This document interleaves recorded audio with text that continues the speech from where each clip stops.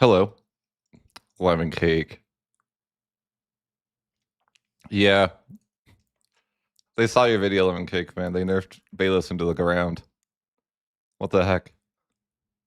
Unusable now. It's horrible. Have you played with Bailiffs? Or have you played lately, lemon cake?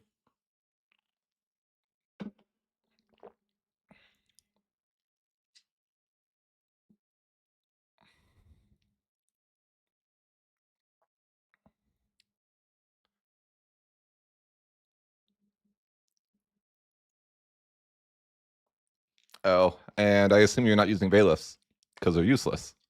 Or what are you doing with that? Yeah, you can hijack the stream. I mean, it just started.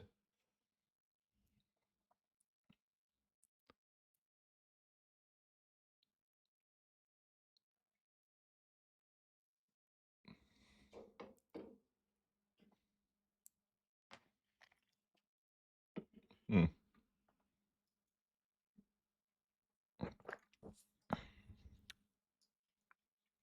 Hold on, to hide my screen so I could grab my Discord, move it to a different window. It's probably lemon cake messaging me. Call? Sure. Yeah, sure. Why not? Give me a call.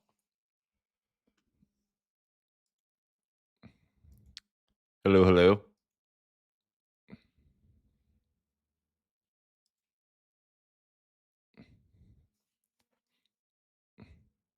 Maybe I should turn you on. I don't think the audience hears you. Hold on. You're not sharing Discord, right? Okay. No. All right. Yeah. Have you you guys played can hear VJ? him now, right? No, I haven't played in India. Okay. So I thought initially this was an India special building, like if you're Indian culture or not. Sure. But basically, so VJ specifically has a unique tech, which first of all, when you requires you to research early Carrack before you get the tech, and which is completely unrelated to ships.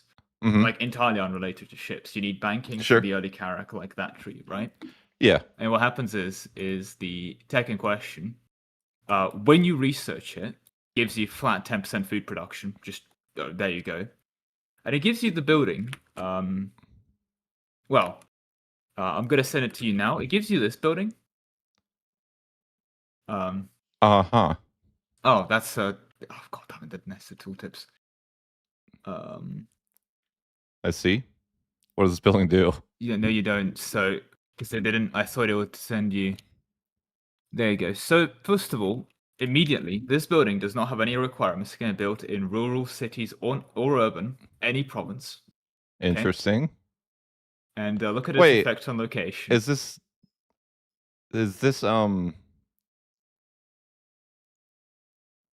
I'm thinking this must be, is this like, so you know how normal nations can build libraries this? So with libraries you can only build like one, right? I'm gonna send you a second screenshot, Playmaker. You can build more than one of these? Yeah. And you know what they stack with? Oh my god. Of course. Of course you build one. I like how you built like 5 in every province in India. Oh my god. Playmaker, you know what they stand with? The second screenshot is irrigation. Oh my. Anyway, I'll put it this way. My capital produces cotton. It's an urban province. It has 240% food production at the moment and is net positive on food. All of my cities are feeding themselves. That's amazing. Honestly, I've been thinking about that. Kidding. Funny enough, I've been thinking about that because now bailiffs aren't very good. I'm like, would it be viable to find a build where you build everything into a city if you could afford to feed it? So here's the thing. I have a city of Puvania Padangail. Sorry to all of the India enjoyers out of there if you're from Puvania Padangail. It's a city, right? But it's local. Its RGO is legumes, vegetable, right? Yeah. They make beans. So it's a city, right? It's plus 136 food. That's like rural levels of output. That's crazy. I've gone capital economy. I have minus 18% food output. And you're just spamming these buildings. Are these buildings Why something? wouldn't I? Are they around? And I just didn't know about them. Or like, can a normal I nation mean, build them? okay, no, you don't understand. You need to be Vijayanagar. Oh, you It's a have to be. Vijayanagar specific advance. Oh, okay. I'm actually really worried that if I form India, I just lose the tech because like I you. don't think so. No, you don't lose tech like that. It's only if Okay, you culture shifted. Like, okay. So if I don't culture shift, yeah, because because I played Milan and I formed Italy and I kept my Italy or Milan stuff. okay, that's good. We are currently playing or we're playing. Yeah. Um. Yeah. I don't know why it's Vijay because like I That's googled the so building. good. Apparently, it's just something you do. The thing is, basically, that's the name of irrigation It's in India. crazy. It's basically It can't be yeah. intended to That's it. stack. There's no way it could be intended to be built more than one, right? I assumed there was like libraries, you build one and it's or what like the capital Right, like a buildings. temple But no, you or something. just I figure that's got to be unintended. You're always breaking things. I mean it's so great. The cities literally feed themselves. That's amazing. Because I was actually thinking, I'm like, with the Bailiff change, I'm like, I want everything to be cities now, but how do I solve the food problem? Apparently Vijayanagar. Oh, Yeah. also, have you seen this building? So it's town and city only, but also VJ specific because of course it is. Um now the monthly manpower does nothing. Literally does Right. nothing. Why is that such a But weird? Why is it like that? It's like plus less. 33% levy size on the That's so province. insane. What is that like? What kind of levies? Like, that's just wild. That's just wild.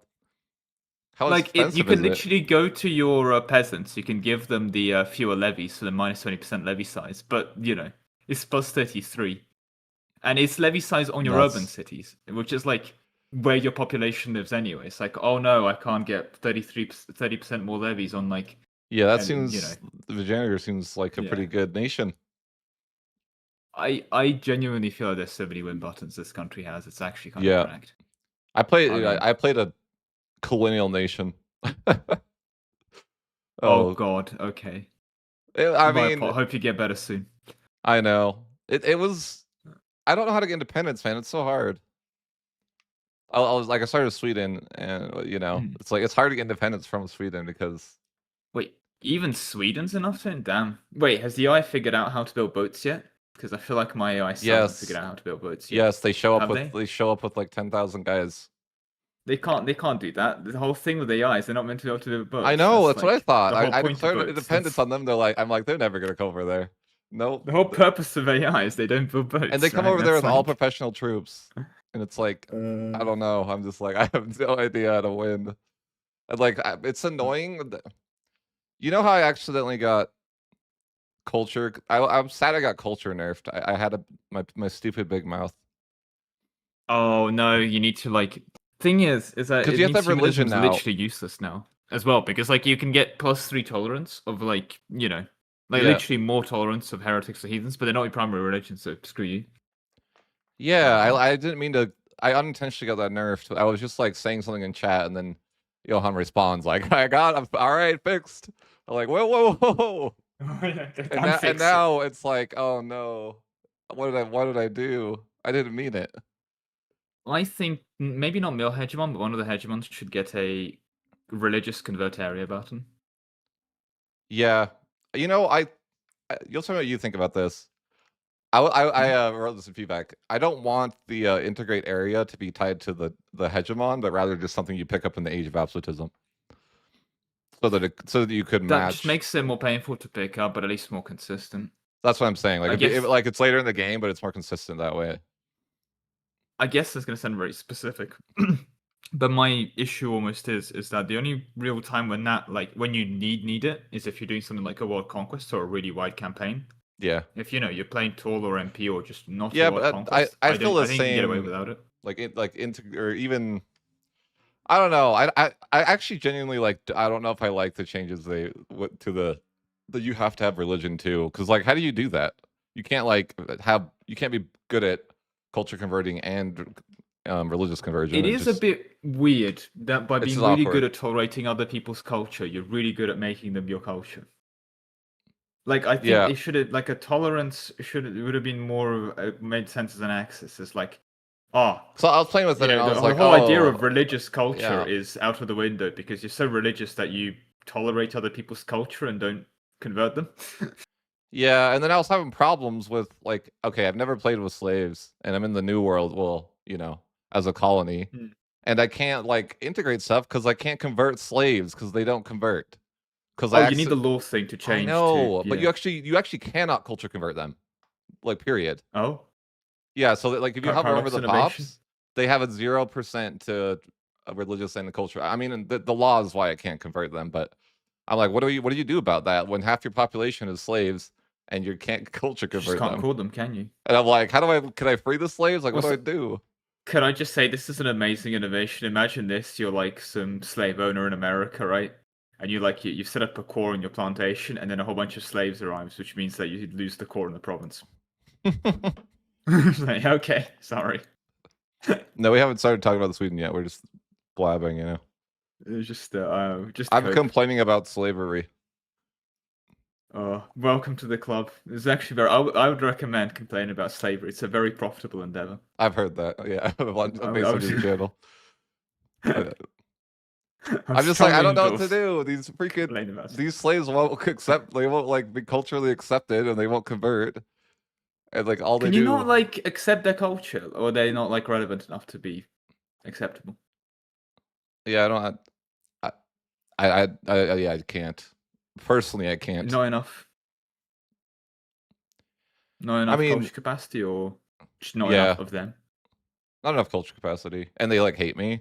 Obviously, the Giga hate me, so it'd be like super expensive. Oh, of course, because they're like Right, hostile. right. So it's like Yeah. you can't Oh really do god. that either. And I'm just like, I don't really know how you core the provinces now. I don't really Are they at understand. least like a similar culture, or is it like 15,000 different like No, it's like brands of 15,000. culture? It's a Oh, for million God's different sake. cultures. Like it's so many different cultures because every like That area sounds is. It's a miserable experience. I'm just like, how do you? I I don't know what to do about it because I'm just like, I would like to have these provinces cored. Also, is it just me or does it feel terrible to have your capital on the coast? um So I feel like it's I think hard you to have push to go control. naval if you do. But okay, I think also something like Byzantium is a good coastal capital because you're like on the coastline, but actually you're projecting control to like Greece, Yeah, basically, right? yeah. I guess if you have So a lot of naval connections, and then yeah, but it takes or a like I lot. think it's gonna sound really dumb, but if you think like Hormuz, I think Hormuz might not be a bad capital. That's very coastal because you're actually like, getting Yeah. that whole like If you area. can get provinces like on the coast, but like in I don't know in Yeah. America, it just felt so bad to have your In America, yeah. I think you'll be capital. miserable. Actually, I was thinking Ayutthaya as well. You think the Ayutthaya capital? I think that'd be a great coastal capital because there's so much like Yeah, good things that's coastally adjacent. yeah, Even actually definitely. as well, Korea, I think, is But because if you go into China, America is just like it's yeah, rough because there's so many provinces and you can't get any control pushed in, inland at mm, all. you have to go. You have to almost go. Oh God, of course, if you have to go inland. Yeah, Oh, and that's miserable because you're coast, but then you're kind of playing inland. it's been an interesting experience trying to, and then like it's so hard to get like a fighting force to try to deal with Sweden and get independence because I don't know what if Well, this is you're not intended. allowed to course, so just don't. You're not allowed armories. You're just not allowed to play the game. So I can core like there's areas where sometimes it's core because there's like it's majority it's more my people than their people. Like like more than half of the people wow, I can't believe what I was just about to say. More than I half the was people. Oh no, play. I You're was gonna about to get say cancelled. I Oh was gonna no. say more than half the people are actual people, but that's not what I Oh, meant. I meant like my people, but the way I like was gonna say it, usable people. Yeah. yeah, like I was gonna say they're Like. not real people, like but I meant like I meant that they're Oh not the god. right Oh, culture, it's but so over. It's so over. yeah, Oh god. yeah, but Okay. like Well. yeah. Anyways, Again, playmaker. I did like. I was really tired, and got the comment of you're gonna make the Ambenar race tier list, and I went yes, sure. So I have to go make it. yeah, you got to get that done. But there's like 20 races. Jesus Christ, they've been busy over there. Yep. But yeah, it's so over for me as well. Yeah, But it was a yeah, good run. It was a good run. that's good. By the way, and this is gonna sound very stupid because I think you also Yes. mentioned this, but I want to. the thing where you unite your culture with another culture, that's Yeah, like not real. yeah. I That's tried just to. made up by the cabinet to Yeah, yeah, justify yeah. spending money. I was almost. I got to the point. It was like 2 years left, and that was the closest I got to clicking it. It was like Prussia, but like I guess maybe the percentage changed. I don't know. I don't understand. That button is so fake. Like, I think it's a way of administratively getting plus 0.1 monthly progress to centralization. Yeah, no, it's I think that's what the button does. yeah. I guess I like. Have you ever got it through? I just never have. Like yeah, I mean, it'll be half the time there. it's impossible to press it because you need to be Half like inside your 90, culture, but 90 like or more. No way, half. That button is inexistent. It sounds cool. also, have you ever done recovery effort? Not really. Like, Because I feel like prosperity recovers so quickly anyway. yeah, You could that's like my thought. Like you can barely click that, but when you can, you you like, can click that for 5 minutes and then yeah. yeah, But like, would you waste the cabinet action? Probably not. no, because prosperity is really weird. Like they haven't nerfed the free prosperity law, decentralized. You know when you Yeah. and So then you you, go for like you click that you click decentralized administration. You take 0.1 decentralization ticket. You just have 100 prosperity now. man, I feel like bailiffs are weird now. I just don't think they're worth building because Oh yeah, I like think the okay, main thing that I nerfed found them was one actually spot that maybe they're worth building.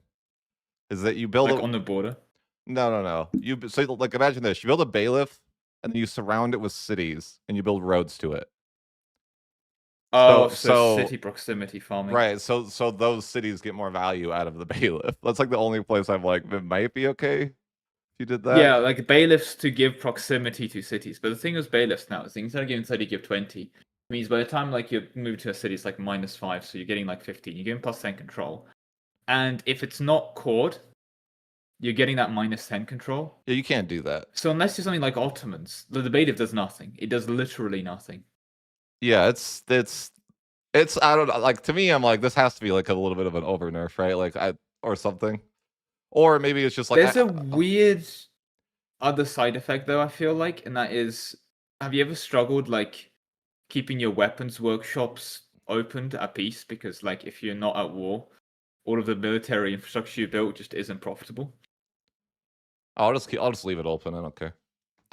Fair. Well, so what I feel like bailiffs are probably good to spam if you really want to like create a whole bunch of like fake demand for, weapons to keep Yeah, your weapons workshops open. yeah. But beyond that, like apart from basically spending your government money back onto subsidizing government workshops indirectly, it's not really worthwhile, I don't You know think. what's or what's a random thought in my mind? Like, why can't I make the slaves go in my army? Okay, like they I mean, can't. that's literally the Mamluks, no? Right, I'm just like I'm sitting in as a colony, and I'm like I'm building these.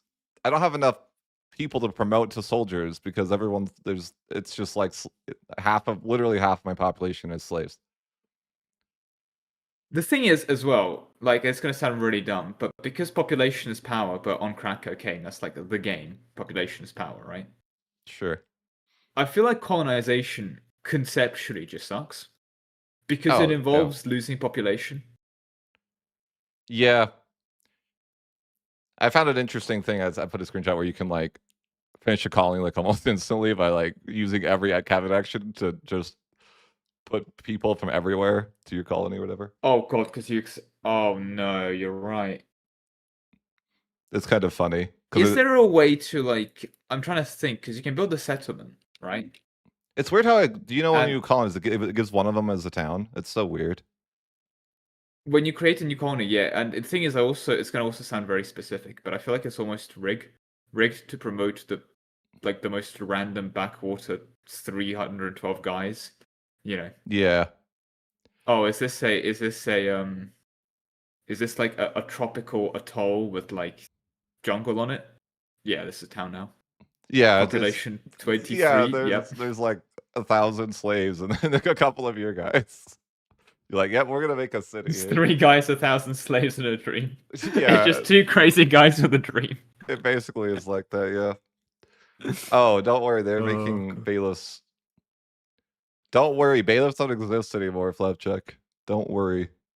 They have been The thing deleted. is, I don't think they fixed the nobility. Okay, so I'm gonna send you this because, like, Yeah, I don't okay, think they fixed the nobility thing either, but I've just given you a screenshot. Right? I've built 0 bailiffs, right. Yeah. No, I have same thing. Like it's just you have other 335 income, 2,000 monthly expenses on the nobility. right. You can still just do it. Yeah, you can. And you like it's not even like you try to do it. If you just play the game, you will do it. Like I mean, I'm I feel kind of like. accidentally doing it now because I'm trying to city everything because I can because I'm making money. I'm still buying food, So I feel like but that bear in I feel mind like that, cities are the new bailiffs. Like that's the best you can do. That's what I've and been I think thinking. VJ is the best because with the buns you Oh can yeah, like like you need run. yeah, you need food because now like I feel like you're gonna have to expand RGO food RGO like a ton more. Sorry guys Yeah. that are like in the So chat wondering what the hell we're talking about, but yeah, well I I'll try to just explain. look at this. Bear in mind, I've like urbanized everything, give or take. Like obviously, some promise It's haven't just me. finished Is building Costa it. Court way more than I've it full used to be? cityed. Sorry. Costa Court, I swear, is way more than it used to be. Cost of court is a scam made by the like I don't know what it is, but I think it's just like Like sometimes I feel like it's worth using the cabinet action to increase that because it actually literally translates into you make cheaper. more Yeah. money. The thing is, once you hit back to 100, it like dips again. But I don't Yeah, know. I once you hit think this the 100 thing with too. Yeah. cost of core is that it's very hard to negative stack it because it's like, oh, you're great power number 1, here's plus 10%. Oh, you exist, here's 10%. Oh, you Yeah. have hegemon, and here's like 3%. Oh, you have like, you know, you have some aristocracy, here's like 3%. Yeah. Oh, you gave one guy educate 5%. Yeah. Yeah. I played Sweden and it was an experience of nothing. Is the Falun copper mine like actually good or No, not a thing? No. not a thing. Okay. I mean, I'd Unfortunately, assume this there's a funny just event that was doesn't know. broken that I was sad about. There's Oh, like an event where you go debate with Novgorod about which religion you should be, or it's just like okay. Apparently, whoever wins the debate, like that's so you have to convert. That the loser has to convert to that religion. Okay. I'm like, What? this is based. This is an This sounds like event. an Ambanar event or There's an something. event Like where you go. what? Unfortunately, it didn't work. I was sad, but there's like I should try to get. But there's an event where you go and debate which religion's better, and the losers has to convert to the other religion. I'm like, this is the way. This is how religion should work. I It must have been a historical I thing mean, too, because it's just I'm flipping trying to out. think of like a historical thing, but maybe we're just like so unenlightened. We're like that sounds like honestly like a history YouTuber should make a video about that like debate if that actually happened because like that's pretty Yeah, cool to be honest. that sounds really cool. I mean, I feel like that one side would just wouldn't go through with it, but if you lost, you're like, oh, sorry guys, we're Orthodox now. I lost the debate. Yeah. Yeah, I mean, the other thing is as well. By the way, also on the topic of it, you know the events where like nobody wants to work anymore, whatever. Yeah. Do you ever feel like you get them on like your really like random shitty trade nodes, and then it's like, okay, I have 700 income or something, and then I get an event which takes up my entire screen, tells me no one wants to work anymore, and it costs me 2.3 ducats. I'm like, okay, Oh yeah. like the events are really whack in terms of their scaling I was talking in about many that in ways. EU4. Like, I would be nice if you could just Hmm. pick, like, if you're gonna answer the event the same way every time. Why is it like? Let Pick me a just pick. default Yeah, option. let me pick like a default choice. You also notice if you have subjects, they don't by default do anything. Sorry, what? Your subjects by default won't do anything. You have to like set them to a thing. You do? Is that why my subjects have been doing nothing? Yeah, like they literally won't do anything unless you set a focus. They'll just sit there. Fair. Okay. Also,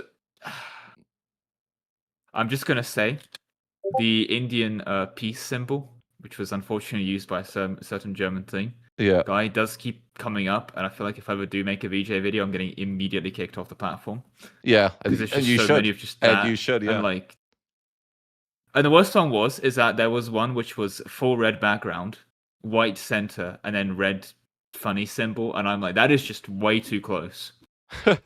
That is way too close. you know what's a bummer? Like on a completely random note, you can't name your colony.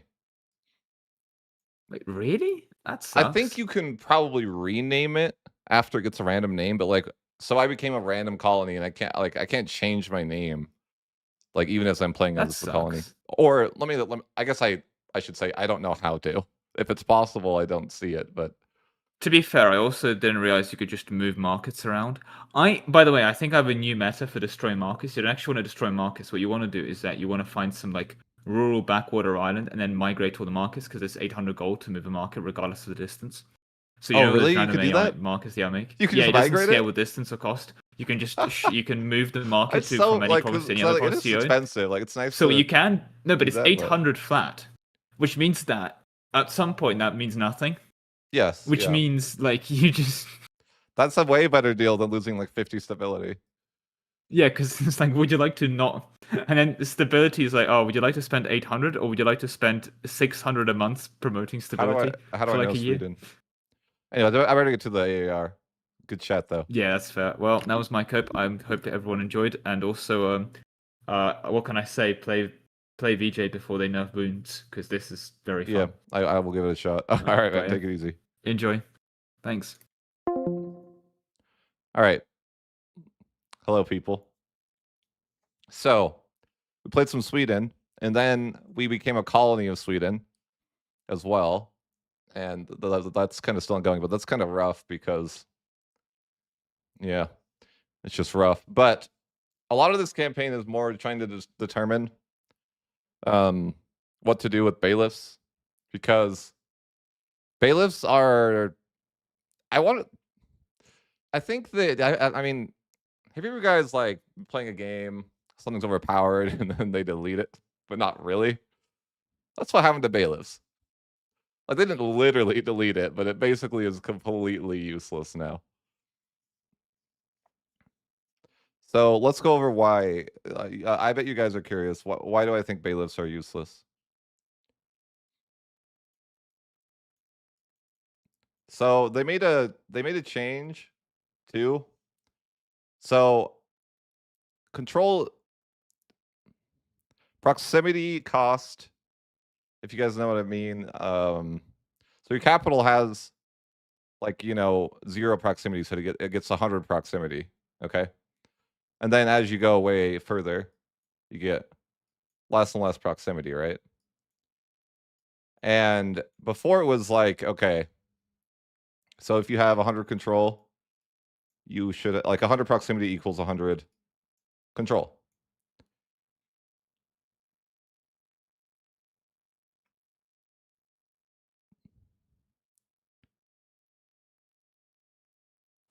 Are they max?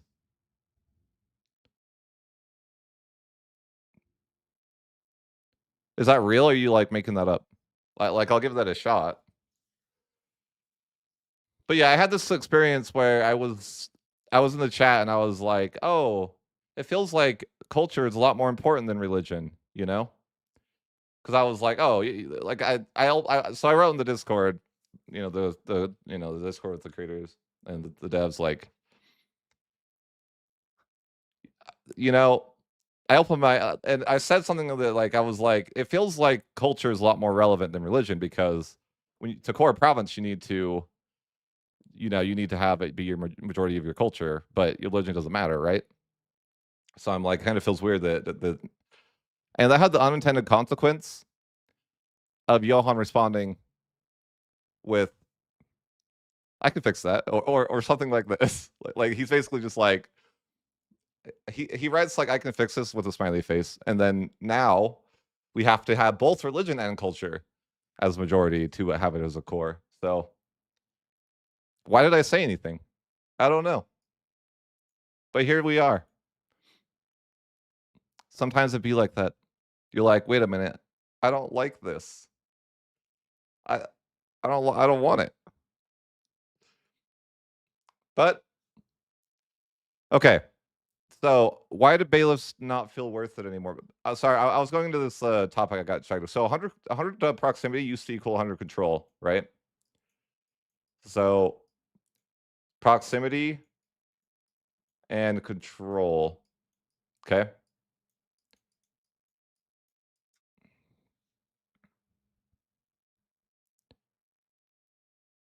So yeah, I didn't. So apparently, though, is like I didn't realize. Like sometimes when I say things like that, and then yeah, they immediately get changed. Well, that's good to know, Max.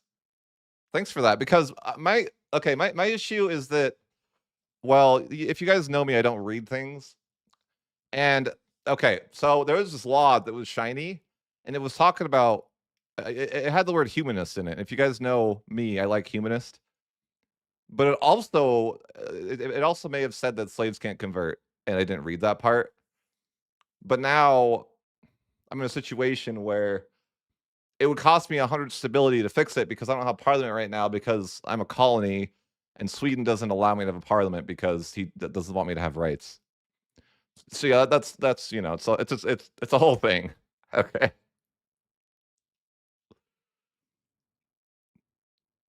Yes. I don't like honestly I don't love the coin system, but so it's super awkward now. I actually don't like the change that I unintentionally got there because you have a slider that's like you can only be good at oh yeah. Yeah. So there's the spiritualist and humanist slider, right? Essentially you're either good at like I don't know, maybe the meta now is to just sit in the middle and be bad at everything, right? But essentially you're either good at culture converting or religious conversion. So it's really awkward now. I mean, it's fine if you're conquering within your own religion because that's fine. But if you're not, it becomes kind of awkward. So, anyways, all right, different colors. Sorry, but anyways, let me explain. I keep getting distracted. ADHD it's rough. It's rough, boys.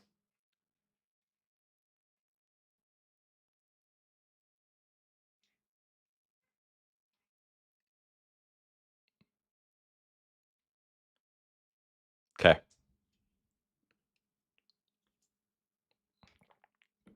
So here's the issue. The change. So I was saying 100 control. Sorry, you didn't like the color. We're gonna rant a little bit before we start, and then talk about Sweden. Sweden was a nation where I guess I didn't really play Sweden much. I more so trying to figure out what to do now because controls like I don't know. The bailiff change has been weird, but they changed it. I think before, according to generalists too, that 100 proximity. Can you read this better? I hope so. 100 proximity will be 100 control.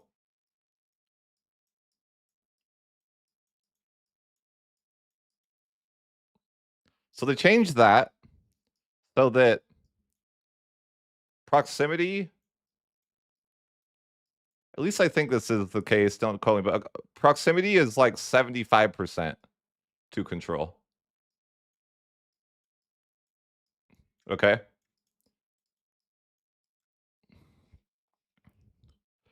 So they changed the bailiff, so it only gives 20 proximity, local proximity.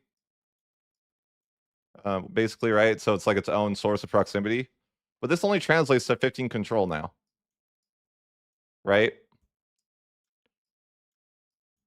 So it's like before so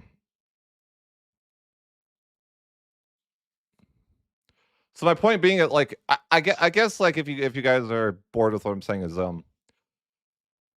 I don't think bailiffs are ever worth building because they cost too much of upkeep. You have to pay 0.3 for every bailiff that you build on top of the of course initial price. And 0.3 is just say is roughly it's based on the price of things, but like the price of goods, I guess.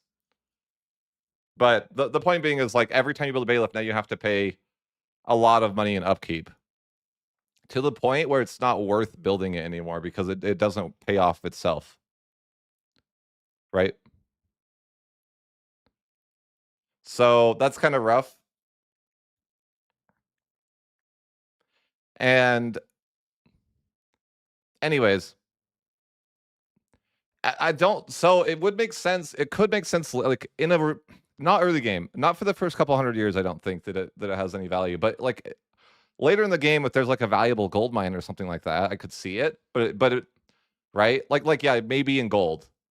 But instead of being a building that you build everywhere, it's like a very niche building that you never it would be pretty rare to build. And I think like early on, you're not going to get that much value out of even a gold mine. Later in the game, maybe, but not for the first couple hundred years, right? But I think like maybe later on.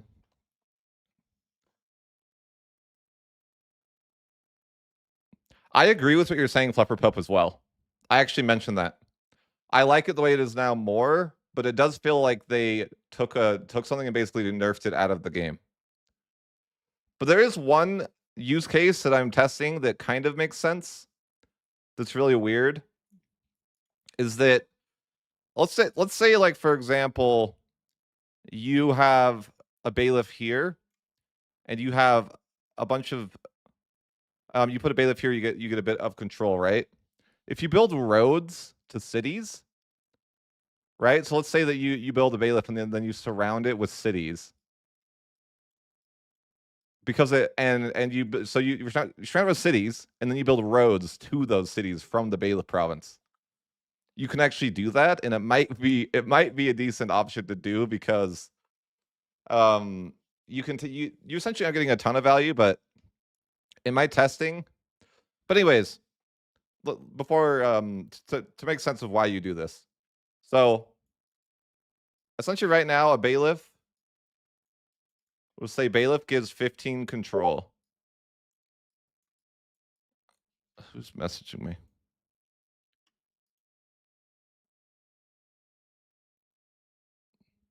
Sorry, let me disable my settings.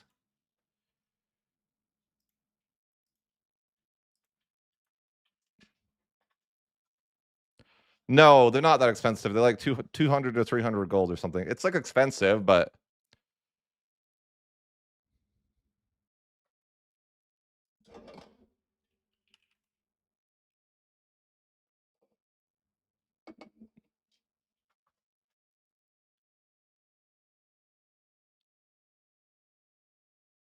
we're looking at Sweden because I played Sweden. Yeah, they're going to change it to 200 soldiers, but honestly, if they don't like, I feel like the Bailiff is a building that maybe you'll build. I don't know. Just like I played campaigns where I'm just like, I don't think you build it at all anymore. It used to be a province you put in every location, but now it's like, but it also changes the game a lot because now you don't have that. You don't have that value, so it's definitely like different. But to understand now, a bailiff gives 15 control.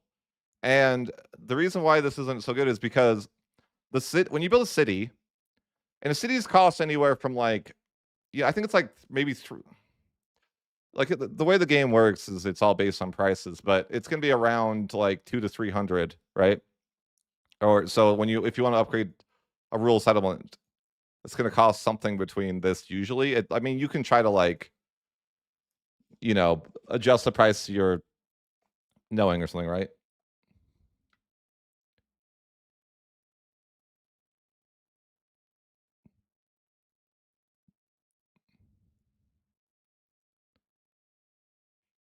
Okay.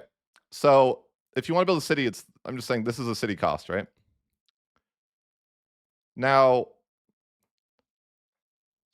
if you build a city, you're going to build a temple. Temples are pretty cheap, right? Like I don't know, 50-ish.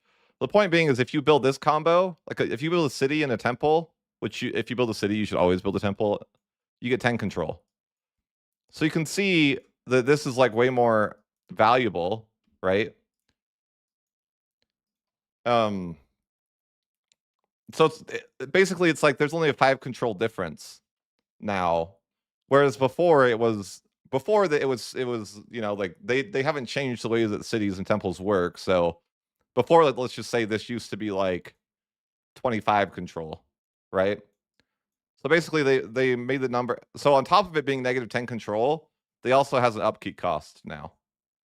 So it's like one of those things. It's like I don't know that they needed to nerf both things at once, but and then they went a step further and made it so unintegrated provinces give a negative 10 to control, right? So basically, like all the places that you would want bailiffs it's like not worth it anymore, because if it's unintegrated, then even if you built the bailiff, you're still the best you're gonna get 5 control out, and you're gonna have to pay a lot for that. It's like, yeah, it's not gonna be worth that. Getting 5 control out of a province is not gonna be worth the upkeep cost. But essentially, it's also never really worth the 15.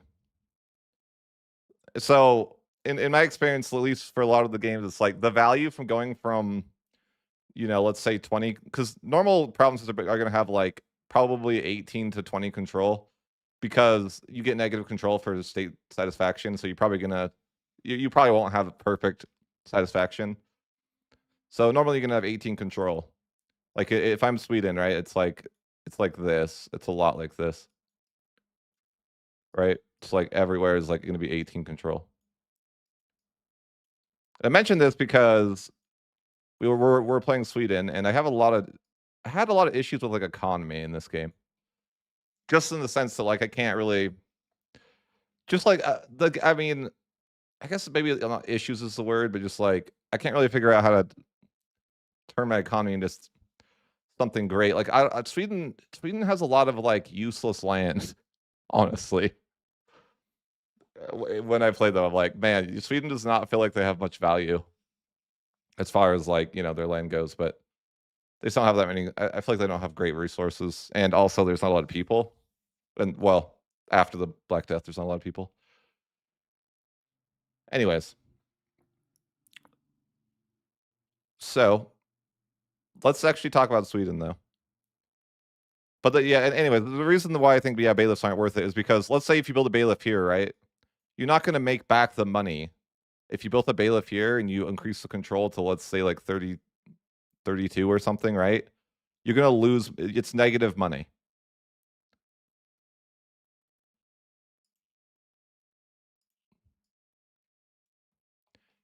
And honestly, I didn't move my capital for a while, but it's really awkward that your capital is on the coast, because you can only, like, I feel like again, I don't really know what I'm talking about necessarily, so take everything I say with a grain of salt. But it feels like roads are more impactful than they were ever, right? Because now roads are like your only really way of pushing control. And it feels like if you have your capital like Stockholm is like a terrible capital, because you can't push control into the water, right? Like you can't build roads in the ocean, right? So it's like really bad, I think, to have a coastal capital. And I end up moving my capital actually to like the middle of my nation over here, to like some random like really low valuable province. Is what I end up doing. Like I move my capital to some like random ass province over here, and that actually ends up helping my economy, because now my control is here, right? I can build roads, and it's like a lot more value.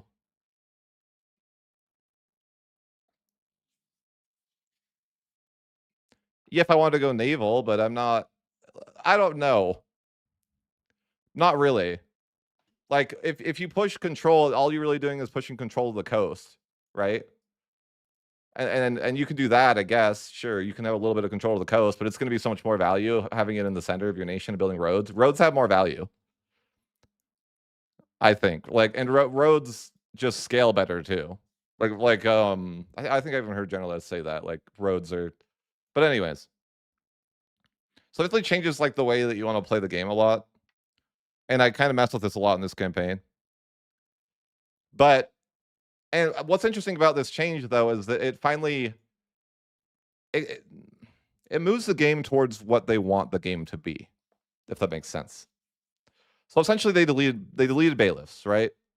Bailiffs is now just like a niche building, which is fine. I don't really care that they did that. I think and who knows what they'll do with it, but to me, it's a building that you would almost never build now. But in a way, that's going to free up your money, because like I spent a lot of money building bailiffs, right? They're like probably 100 gold each.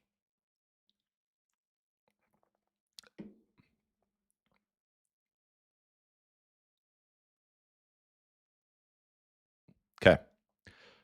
So, anyways, the point of this, I'm saying this is because in the Sweden campaign, I don't really know what to do in the Sweden campaign, if I'm being honest, because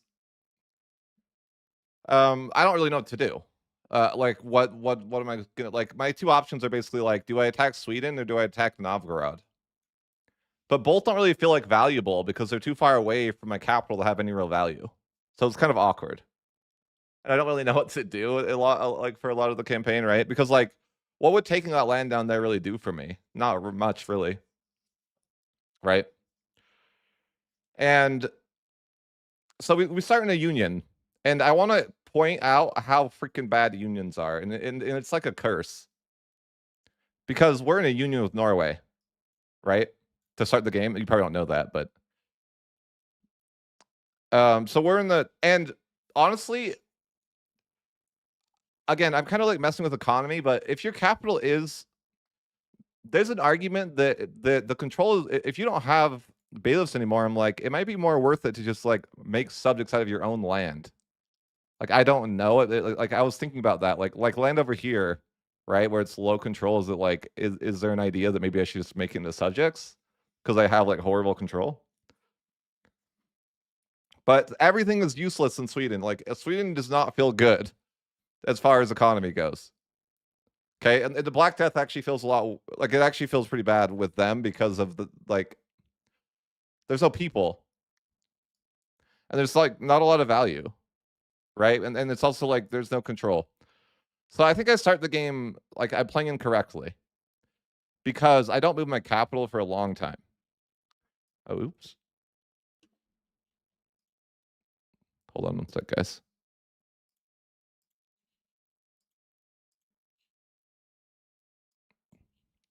Okay. But let's just start off though, and we'll talk about playing and then we'll go from there. Okay. So let's go to my notes. I don't have a ton of notes really. There's an event that when you start off, they ask you if you want to support some rebels in Novgorod, and I say sure, but I don't really know that it does. There's a lot of stuff to colonize, okay, like up here, but you don't really have the economy to do it early game. Though there's an event here, so this land, if you can see this land here, then kind of highlighting, actually doesn't belong to Sweden. Does that make sense? It starts as Denmark's, but there's an event where you can pay 250 and then you can have that as a subject. So he like transfers this subject to you. And I go ahead and pick that event, sure. And then there's a weird event that I mentioned with Novgorod where it's like something to the extent of like you're going to debate over which religion is people should be, I guess. And the idea is that it says that 1 year in like the debate is supposed to be 1 year, and then the loser has to convert to the other person's religion. But unfortunately, the second that I unpause the game, it cancels because it says that there's no one to debate on either side. Later on, I find that there's like an action that I can assign. Like I didn't like it's kind of like when I right click a character, there's an option to assign them to debate, but the AI also doesn't do it. So I think it's just like glitched, probably. I don't know. I didn't like make a feedback post or anything, but the point being is that it seems like that didn't work. I'm just kind of going through the different flavor though that happened in 1381. There's an event which basically Gotland gets taken by pirates, and there's an option to play as the pirates if you want.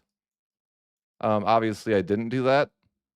And then there's an event where you can ask the Teutons for help, but you have to pay them a bunch of money, and I just don't bother with that. I just declare war on these pirates, and they have no chance. So yeah, anyways. So that's kind of our situation, is that we don't really know what to do because we don't make a ton of money. Our land isn't super valuable. And our two real options of war are either Denmark or Novgorod. And Novgorod is like really strong in EU5. And so I'm kind of just like sitting there like I don't really know what to do because both wars don't look like they're winning.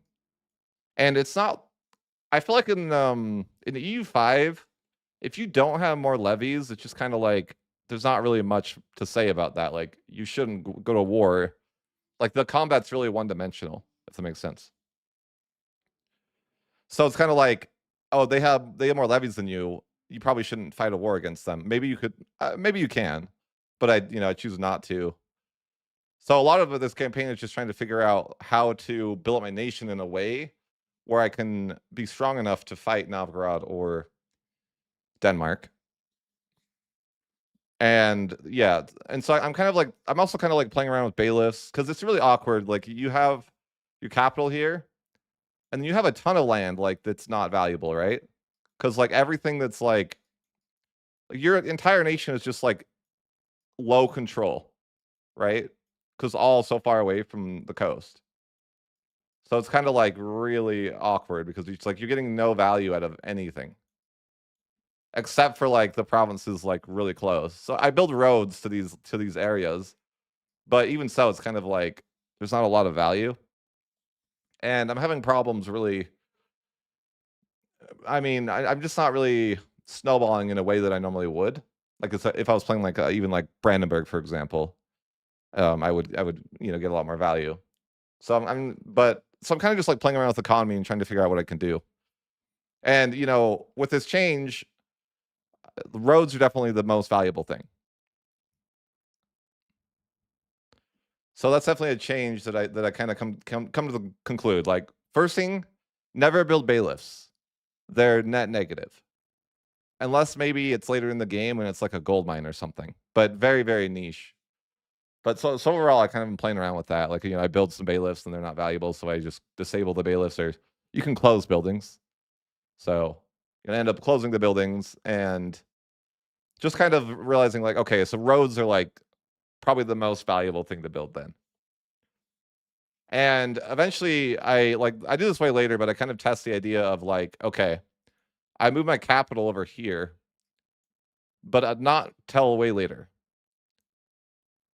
So I move my capital just to the center of Sweden to like some really underdeveloped province. Actually, it's like called like Norra or something. I think is the name of the province, like Norra. But it's like a little province, and I'm only picking this area because it's in the middle of my nation. Because that way I can push control easier to, more. I can build roads everywhere instead of being limited by having my capital here. I'm able to just move my capital to the center of Sweden and get a little bit more value that way. And I'm also able to keep the value over here by building roads here and then increasing control of the cabinet action, and I can still get max control in Stockholm itself. But I have to leave a cabinet member constantly doing that to maintain that. But yeah, anyways. So this translates into me having the ability to have a lot more levies because levies are hugely tied to control. So right.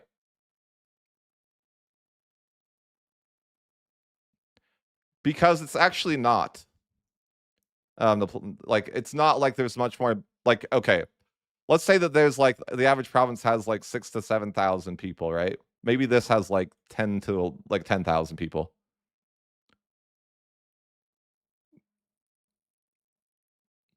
That makes sense? So it's like there's not really that many more people over in Stockholm. It's not that populated either. But and there's even some provinces, but anyways, the point being is that I end up getting more value doing that, which is really weird to me. That to me it always feels like okay, my favorite nation, or I guess like the strongest nation in the game, well, of the nations that I played, maybe not in the game. That's a little bit of a stretch, but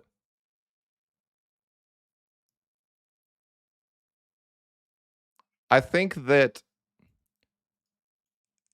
Bohemia is my favorite nation as far as control goes because they literally Prague is in like the center of everything, right? And so Prague is like or Bohemia is so good because of that. Your starting capital is perfectly located that you can build roads all around and you can turn everything into cities. But so I'm kind of like just trying to figure out. There's not a lot like I don't do a ton in this campaign that's super interesting. I did want to talk about the union scenario though because I don't really like it. And let me just tell you how the union thing works now.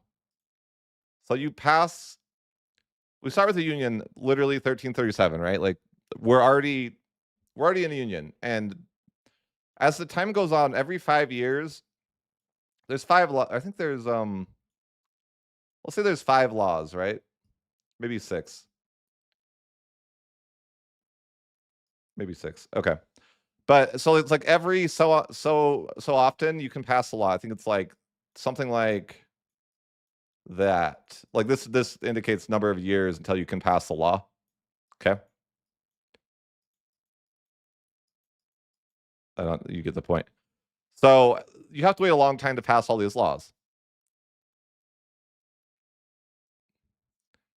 Eric, it's not like I'm disappointed to play the nation or anything like that. I'm just kind of like I'm not like not having a good time playing the nation. I think you misunderstand. Like it's actually interesting to me to try to figure out what to do. I spent a lot of time like, you know, trying to like figure out where I can build roads, what buildings are the most valuable. So it's actually like an interesting campaign. But anyways, let's talk about this union scenario. So basically you have to pass all these laws and then you can pass a final 2 laws that are called like let's just say it's like there's integrate, there's plus integrate, and then there's plus integrate. And what this means is that every time you have to wait like in between like another 5 years each, right? I don't like something like that, okay? And every time you have to like vote for it, but the AI seems to usually vote. I honestly don't. I think that it's actually like funny enough. If you get into a 3-pronged union, you actually have a problem because I think the AI won't vote for you. But if it's only you and one other person in the union,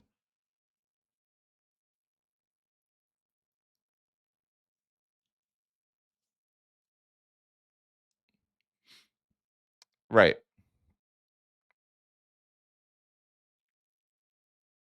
Sorry, guys.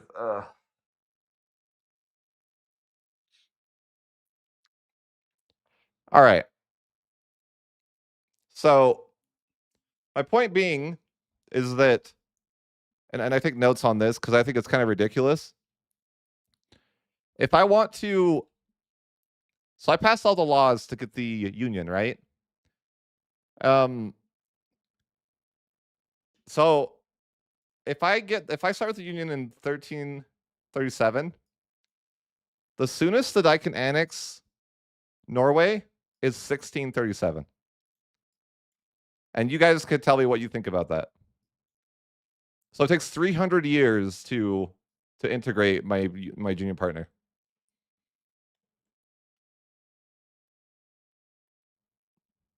How do we feel about that? Guys, shut up about the engine. I don't care.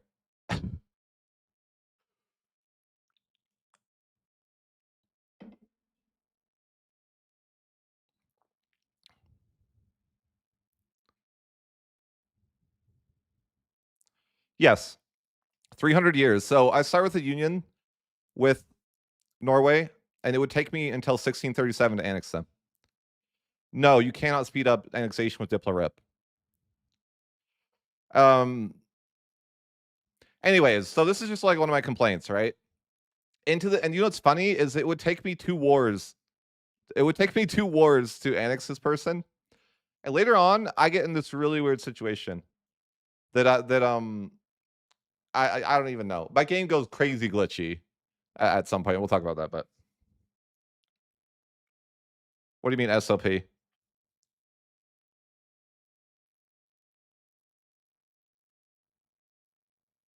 Anyways, so my point being, and the problem with EU5 though is like there isn't a way to get out of this union. I can't abandon Norway, right? Like there's not really anything I can do except it's kind of awkward, right? So it's like eventually really I end up allied to Bohemia because Bohemia is like, you know, the strongest nation in Europe. So it's a good ally. And then I basically just call in Bohemia to fight Denmark. And then I take a bunch of Denmark's land because I want to form Scandinavia, but I can't really form Scandinavia until I deal with the Norway issue. Right. And I can't abandon the union. So I don't really know how this happens. And I genuinely am very confused on what the hell happens throughout my campaign. And But there's a scenario where somehow so I have a queen and she is ruling over both Sweden and Norway, but somehow my son becomes my son and heir becomes the ruler of so he becomes the ruler of Norway before I don't know how this happens. Ruler of Norway, right? So then I'm able to go to war with them. Okay? Because I don't know. I don't really know why. I think it might have been something to do with I picked like Noble's electorate. I am very confused about what happens here. But anyways.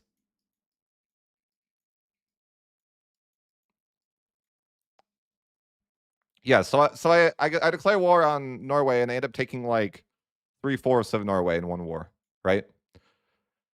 Because mostly because the way that you take land is like if they don't have good control, it's like free.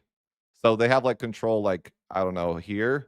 So I just take everything else that is not there, right? So I take like the rest of it and then I can form Scandinavia, which actually does give a couple of unique reforms. But then I actually find out that they're not really unique reforms.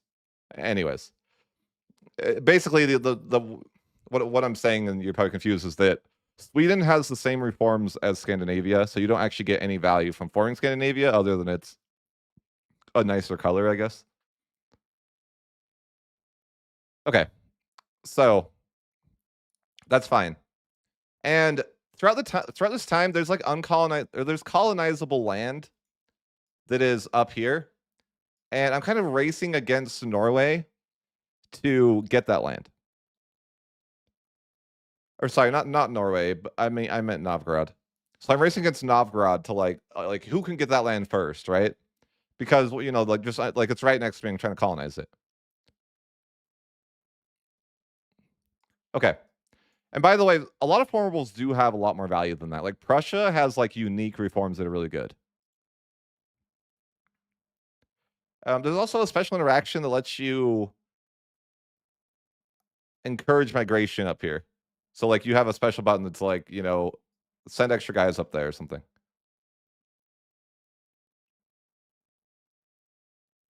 Okay. So that's neat. Sure.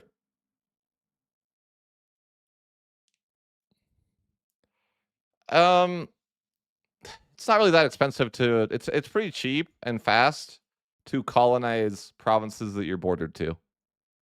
So it's not like that time consuming. But I hit a point. You can't see it, but there's basically on the top right, like what's it called in EU4? There's a province on the top right.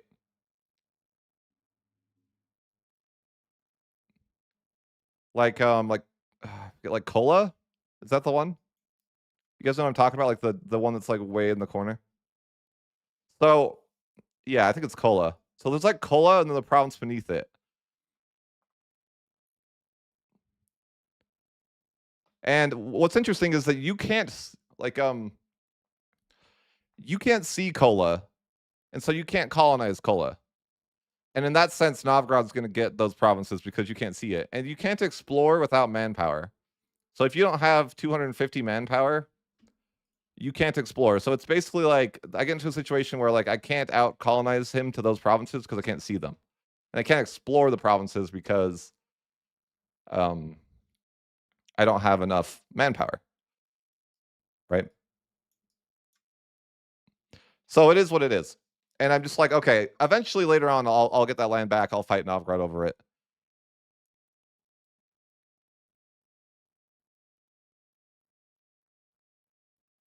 No, you don't. You do not discover things you colonize next to, unfortunately. So you don't. Yeah, like and you can't. What's weird is that if you're at war, you can walk over there and get and explore maybe, and maybe you. I haven't actually tried to do it outside of war. Maybe you could, and that's something I'll have to test. But like you know, if you just had like a standing army, like could you just walk there? It's not that I need cola. It's just it's something that I'm trying to deal with in the campaign that I think you might find interesting. You know, like these are the things I'm trying to do, right? I'm like trying to figure out how to get to Kola, but I can't.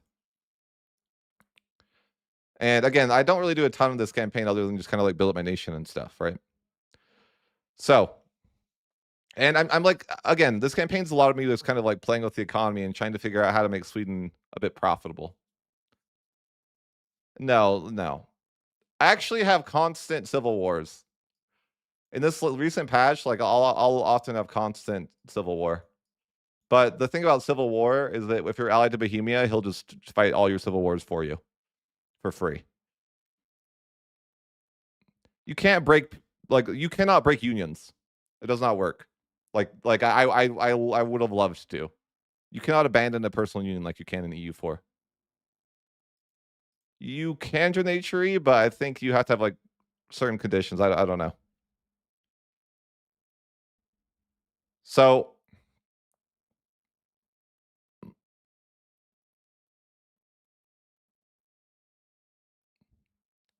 and give what? No. Like literally your ruler is the ruler of both countries. There's nothing you can do. Right? Like, you know what I mean? Like your queen is the queen of both nations.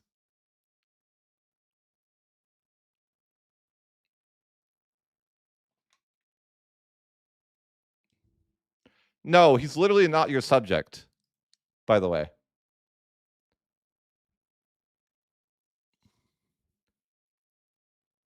Just saying you can lose it in a war? Can you? Can you confirm that?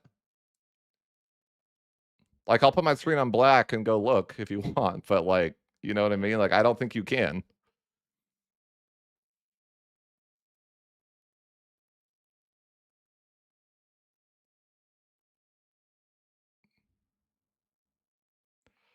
How long does it take until you can pull Norway into offensive wars?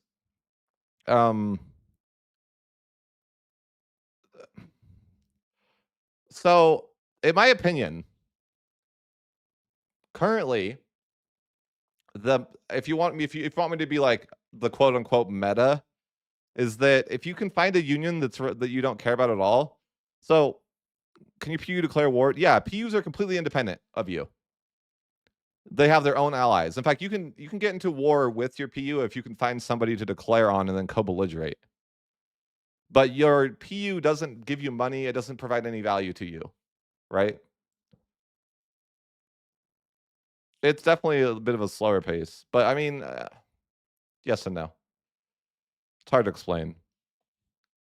But I'm trying to also figure out if you heard there's an event where you can become a pirate nation here. There's an event that happens where these guys become like a pirate nation, and then you have like a choice to play them, right? Where I just put the option to murder them, but yeah. So, anyways,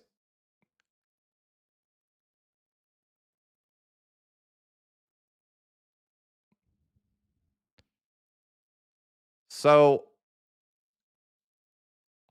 anyways, we invade Denmark, and we end up annexing Denmark later, and I don't really know what to do after that. Like, okay, you know, you know what's funny? Let me explain to you what happens because it's scuffed. I have to. So I start annexing this guy, and it's going to take 200 years to annex. Okay, roughly, and about 50 years into that, it breaks. So 50 years in, the annexation cancels because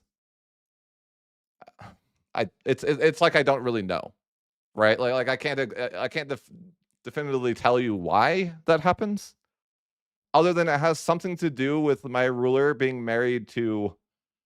I think I marry like the nation's called like something like this. They're like way over there. Because the game like it prompts you to royal marriage to somebody, and that happened to be the person that would give you the most prestige. So, anyways, and I'll have to try like I don't think you can do that. Like I if you want, I can go like pause the stream and go look. But I like am I I don't know that you can just lose the union.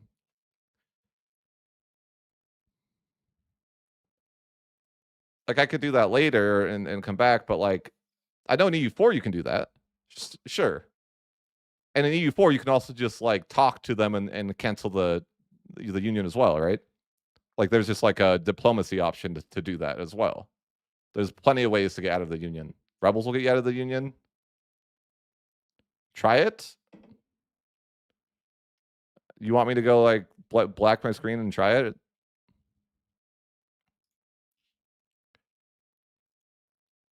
Sure.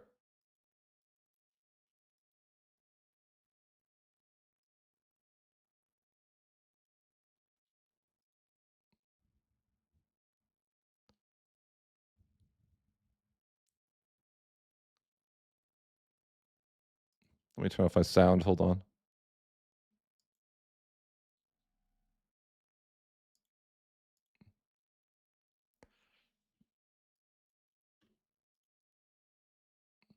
So let me just. You guys aren't hearing anything, right? Like, I want to make sure that there's nothing. I don't play with the music on because performance issues, but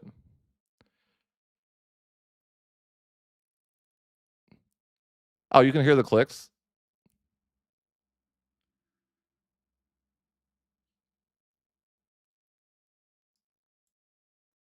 Really? How?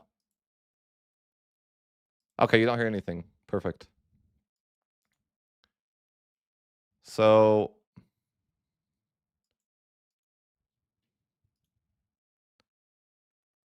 it's I don't know how else to explain it than that. It's like okay when you're. I mean, I could I haven't okay in prior versions the game would freeze sometimes and then it would like um it would freeze the I don't know how to explain it. It would like freeze the music and it would cut. It was like if you had music on, it would harder on performance. Obviously, performance got a lot better. I just haven't like tried it since. Okay, let me look at what you guys are talking about because I'm pretty sure no.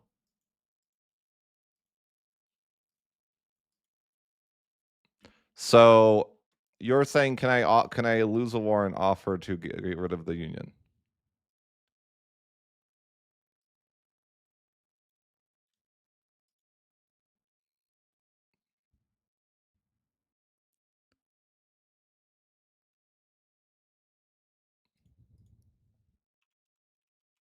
The answer is no. There's no way for me to do that. Because there is it's like there's not he's not my subject, you know? So that yeah, there's nothing I can do. There's no offer to do that. Because they wanted me to look into the actual game itself so I could answer something for them. So I was in the actual game. So I had to black my screen. Okay, so the answer is no. There is because like literally, you're not you don't have a relationship like that with him, right? Like he's not a subject of yours, right? He's completely independent of you. There is no like he's like you and what's awkward about that too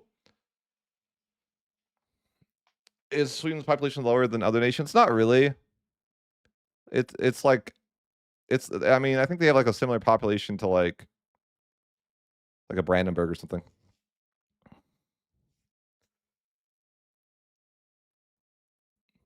So anyways, I don't really after I formed Scandinavia, I'm kind of like you know, like I come to these campaigns at this point and I'm just kind of like, what am I really supposed to do now? Right?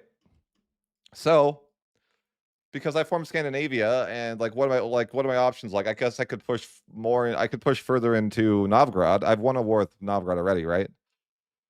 But I don't really know like what to do. So I'm like, you know what?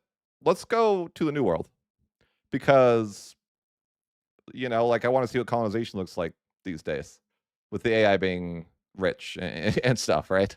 So I'm like, okay, so we're kind of just like we're not doing a lot, like, but so we're kind of just like chilling until like well, 1437 marks the age of discovery, right? But yeah, so imagine we're in Scandinavia, we've conquered Denmark, we've done a war with Novgorod. Colonization's Well, I guess colonization's the same, except there's competition now because I'm not the only person there, right? Um, right. I guess I don't really need to go into that further. Like yeah, that. So it's like, also something to note that is kind of relevant is like institution speed is a bit late with Sweden because you don't really get the institution very fast. So it's like I can't really start colonizing, I guess, or like exploring until like 1480 ish, maybe 90. So I'm not that fast at getting over to the New World. Yeah, I formed There's not really. Yeah, I formed Scandinavia sometime earlier. Okay, so and this campaign that I play, and I'm not done playing the campaign, but I did want to like make a video for you guys or do a live stream, and maybe I think maybe I'll continue playing it a bit more, but because the bailiffs are just like useless. But anyways, so I guess at some point I will actually end like later on. This is like a spoiler for later, but I'm not sure why, but the game somehow changes all of my laws. Like, and it would cost me like, and at that point I was like, okay, well, GG. I'll guess I'll report there's a bug. I don't know how, but the game was like, it just randomly changed like 16 laws at once, and I was like, yeah, I'm not dealing with that. Then that's how the campaign ended. But that's like way later. And part of why it ended because I had told somebody in YouTube comments that I would play as a colonial nation. Okay. So and I'm getting ahead of myself. But so after I colonize, I reload my save and I actually play as the colonial nation itself. For a bit, and that's kind of what I'm doing in the campaign now. But yeah, that's a little bit ahead of myself. I probably need to grab another screenshot though, because it's going to be hard for me to illustrate what's happening in the new world. Right. But I mean, unfortunately, one of the big flavor events didn't work, and you know, just Sweden feels pretty poor compared to a normal nation, and I think it has a lot to do with like the population. Like it doesn't feel Sweden does not feel like a kingdom. Sweden's a kingdom, but they feel like the weakest kingdom I've played, I guess is what I'm saying. Because I'm not really like with the new economy too. The new economy is harder. I've told you guys, but I guess my point being is that like I'm struggling to really. I'm not thriving. I'm doing okay. I'm fine. It's just like I'm not like really thriving. If that makes sense. Like, you know, I'm not playing in Italy, for example, or you know what I mean? Like, there just doesn't really seem like there's that much value compared to like a different region. And I'm not saying that's like bad. I'm just like trying to notate that through the game, I don't really feel like I'm doing as well as I would with somebody like in Germany or Italy, because like and you kind of start in a situation where it's like I don't know. Let's say you're Brandenburg, right? And there's value in expanding, but it just doesn't really feel like there's any value in expanding as Sweden because where are you going to expand? Like like you're so far away from your capital in any direction that you want to expand, and then you're already in a union with this guy, so it just feels like there's not really anything to like. Conquest doesn't feel like it just doesn't feel like conquest is the way, if that makes sense. So I don't really do a lot of war in this campaign, because it just doesn't really feel like there's value there. And maybe that's just like, maybe you could say I'm lazy or whatever the case may be, right? But essentially, we kind of just like colonize, and then eventually we fight Denmark, and you know, sure. But it's just like hard to figure out what to do because I don't really see like a lot of value. In fact, if I don't know, it's like I don't even know. It's like one of those things that like if I did it again, I don't really know what I would do different. maybe move my capital sooner. The problem is Ben, is that I think creating subjects out of my already land would be value too, and then there's like a really hard subject limit now, right? They've nerfed it a lot, so it's like, yes, I do think there would be value in going to war and creating subjects, probably.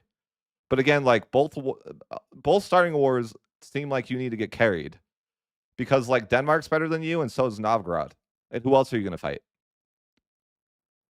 Like Novgorod is like giga strong. He's got like so many subjects.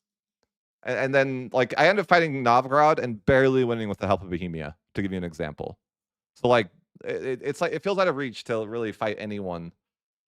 Like, and what are your options, right? Like you're here. This guy's your union that you can't break. So your literal options are like, it's kind of awkward. Feeling, because it's like your land is so far away from anyone else, and how are you going to get control anywhere else? Bailiffs are deleted, so like you know what I mean. It kind of feels awkward because you're like I don't even know, like maybe the play would be like go invade Europe and move your capital to Europe.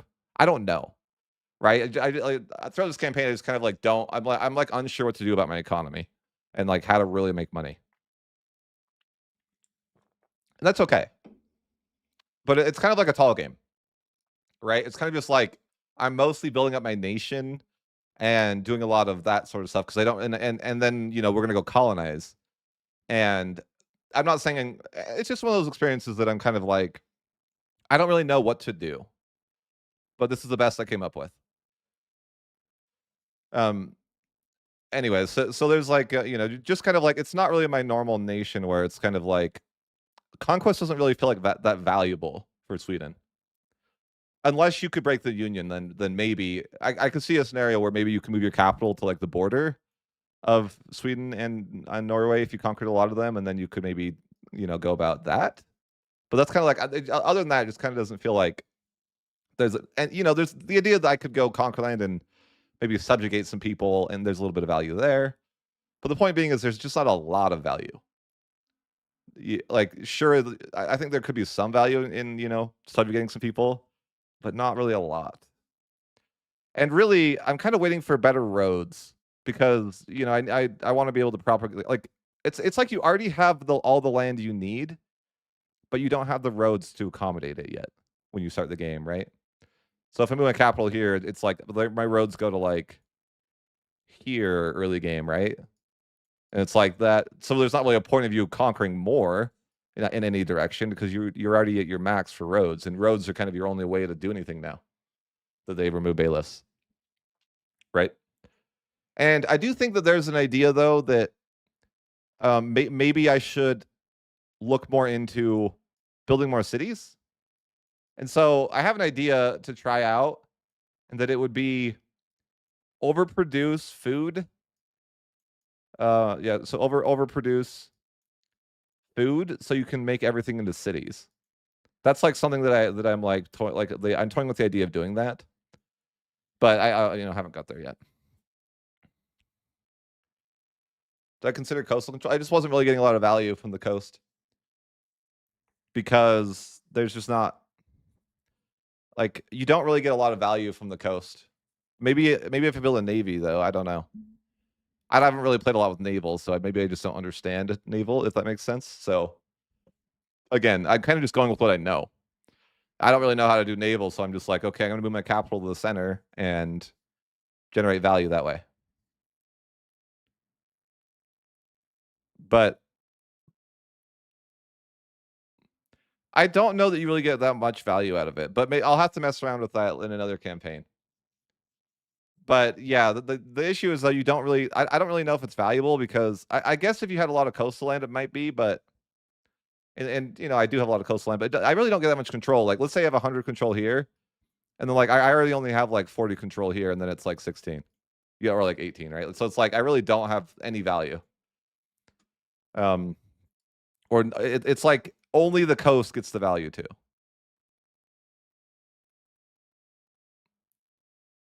I don't really have the answers. Like, honestly, I just don't know what I'm doing with navies, and so again, I'm kind of just going with what I know. I'm kind of like, okay, I'm not making a lot of money. Let's try to move my capital to the center, right? I'll have to try it. and this is an experience that's kind of just like I'm learning a lot about economy, and it's just a different style of play than I'm used to playing, right? And I don't know, maybe I could build a navy and get some control, but I really felt like it was hard to get control anywhere. But I don't really know, like, what are you supposed to do? Do you build a navy and just like have the ships just chill in the sea tile or what? I don't really know how that works. So I guess maybe that it's just a lack of knowledge on knowing what to do. Maybe there is some value there, and I'm not really understanding how it works, right? And hey, maybe I could load a save and like I'll play around with it and see how that looks.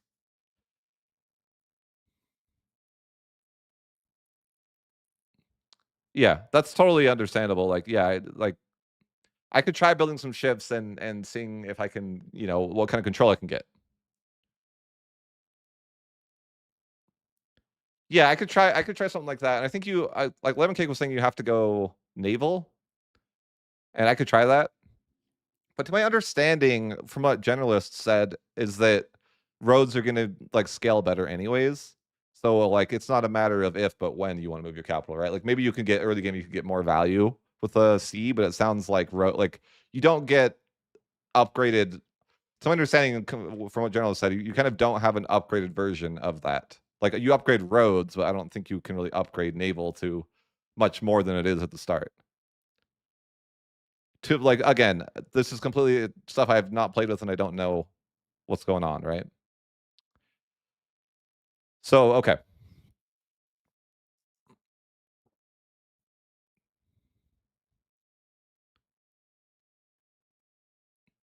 Okay. So, I need another screenshot, guys. Hold on. If we want to talk about the next part.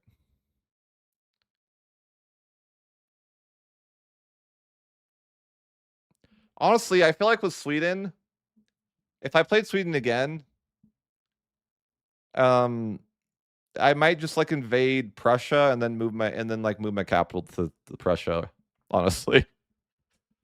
Like I just don't really feel like there's a lot of value. Like I feel like just like the idea of Sweden is maybe like get out of Sweden, get away from Sweden. That place sucks. No, but it was fine to play. It wasn't like again, it playing tall isn't like a miserable experience, even for someone like me. So just to give you like some idea, like there's a lot of stuff to build, a lot of stuff to like try to figure out, and it's not like I'm not saying like it was a miserable experience to play this way. It's just like yeah.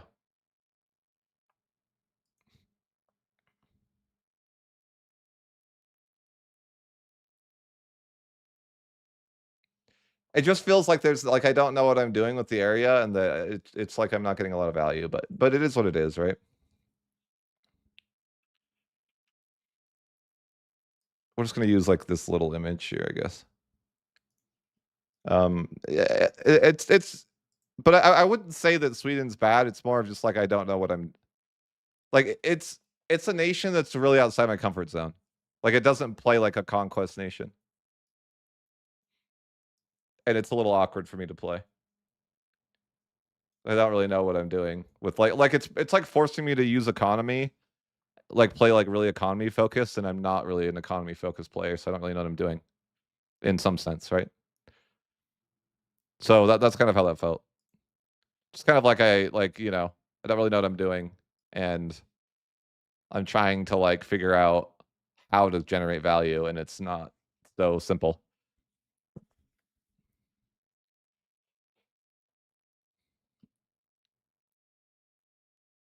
Make sense?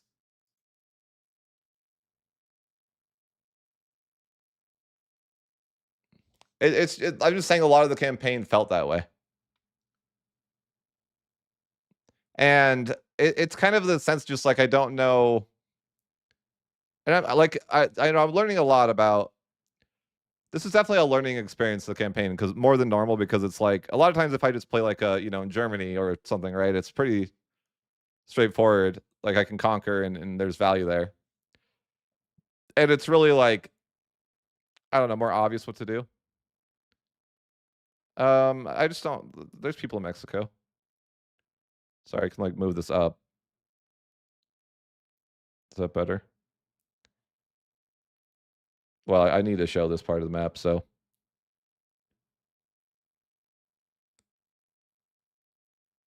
I think this isn't a quite updated map either. I think there's, but anyways. So let's continue. We obviously are switching maps here because we're going to the new world, right? But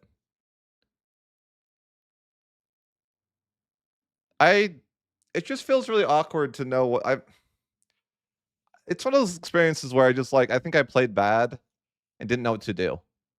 Because the way the game is now, it's like, how do you get value? You know, you have your capital, and if you get too far away from your capital, like bailiffs aren't really useful anymore, right? So conquering away from your land, like conquering away from your capital is like, I don't know, right? Like your capital, like as Sweden, your capital is so far away from anything. So it's kind of awkward. That's how it felt. If that makes sense. And it's just kind of like, I don't really know if moving my capital to some random low population province in the middle of my nation is like actually net positive or not. I literally don't know. Right? Like it's just something I'm like, I'm kind of just like, I guess I'll try this and see how it feels. And honestly, I don't really know if it felt much different. If I'm being honest, like I don't think it was like a huge difference in my economy. It was like maybe I make a little more money. But I think in general, on the topic, is that it doesn't really feel basically the 1500s have a big power spike because you don't there's a 200-year gap or more between level 1 and 2 roads, right? Like level 1 to level 2 roads is like you have these you have your level 1 roads, right? The game start, and you don't get your level 2 roads until like a little bit through the Reformation. So, right, like early game, it kind of is rough to where you know once you hit level 2 roads, you can get like push control further and further. So I'm just kind of trying to figure out like what the new meta might feel like. Like, let me explain. I guess what I mean is like it feels it feels like we're in an awkward spot now with the bailiff change because now it feels like it's not it's almost like not valuable to do anything until 1550. That's like over exaggerating it, but like how do you and I think maybe the city solution is a viable solution that I can look at. But it's like yeah, it's awkward. And I'm trying to figure out like what the play is because it's kind of like how do you like I guess how to explain it is like if let's say that you have like 19 control everywhere, right? Like even in your own land, that is negative to you. Because if you're below 25% crown land, you get malices, right? And if most of your land's 19, that's like negative towards you. That's why bailiffs were good because they increase your control enough to the point where your crown land isn't that bad. But so what I think that my theory on how to fix this or how to play different, right, is that you're going to have to start upgrading everything to cities. Because if you have, let's say, 19 or 20 control, depending on your pop satisfaction, right? And you are able to get another 10 to 30, then that's going to be okay, right? Like, that's fine. The only problem with doing that is that you're going to have to really invest into food heavily because you're going to need a lot of food to feed everything that's a town. Does that make sense? And I'm thinking the way might be like I was saying before, that you have a if you have a province, so instead of making everything a bailiff, you make a single province a bailiff, like this, right? And so because essentially it's just not like you don't really get the value. If you make everything a bailiff, you might get the control, but you can't afford it because it doesn't pay for itself, right? But if you make one province a bailiff and then you surround it by cities, right?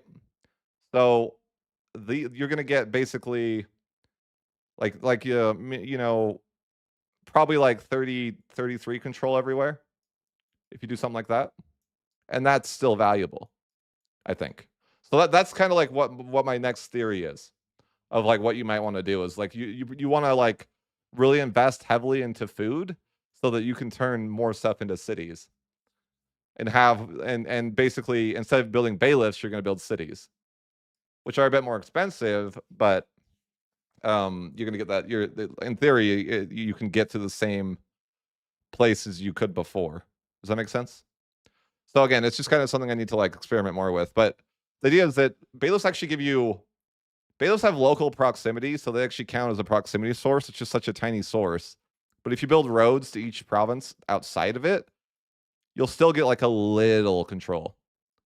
So it would add like, I don't know, like maybe 3 to 4 control to all the provinces surrounding it. But that's actually like, that's a relevant amount of control. Especially when you're trying to anyway, yeah, so that's kind of what I'm thinking is that you have your 20 control from the core. You have 10 for the, or I guess you could break it down into 5 for a city, and then 5 for the temple that you're going to build with the city. So that brings you up to 30. And then if you do that little trick, then you can probably get additional like 3 to 4, right? So, but anyways, this is kind of like what I was thinking. But like, let's say you get 3 to 4. Although I don't know if this is worth it because you have to build roads to get this value. But that's like, even without that step, I don't know that that's like that might be good. It might be fine, depending on how much money you have, I suppose. But okay. Anyways, so that's kind of like what I'm thinking though. Like as a replacement to bailiffs, you might just need to really stockpile food heavily. And then you can turn most of your, because if you turn most of your provinces into cities, then you're essentially getting almost a bailiff, or almost the value of what a bailiff would be, right? It's like you can't build bailiffs. It's just that you lose money, right? It's like you can't build bailiffs everywhere. That'll cripple you because you'll get to a point where you don't make money because you're essentially paying. Yeah.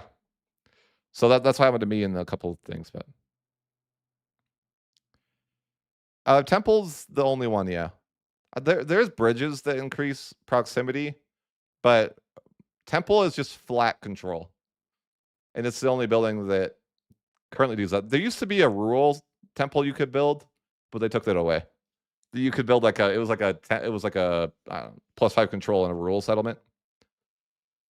And yeah, so that's kind of the way that I think that the mass cities might be like the new way, right? So that's kind of what I'm just like again, the only problem with the mass city idea is that it's more expensive, but also I feel like these changes in this recent patch have really made roads are like the most important building maybe, because roads don't have maintenance and everything else does. So, which is probably not realistic. Like roads probably have some sort of maintenance, I would imagine, but in the game, they don't have any maintenance. So roads are like the most valuable thing you can build. Roads and RGOs, I think, because they don't have maintenance. So like upgrading your RGOs is even more valuable than it was before because let's say if you built a factory, right? Like you have to pay like some sort of upkeep for that. Not saying it's never worth it. I'm just saying like if you can invest in an RGO and that doesn't require upkeep, that's going to be better. Okay. Sorry for the rant. Not really. That's what I do. But so that's kind of what I'm thinking though. As far as a replacement to the bailiff, because the bailiff is just like completely it's gone, right? I'll be holding a funeral. I mean, I that's what I said to Johan. I asked Johan when the funeral was, the bailiff funeral.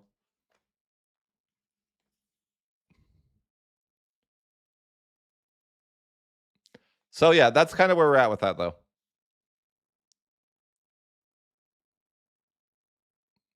And I honestly I would say this.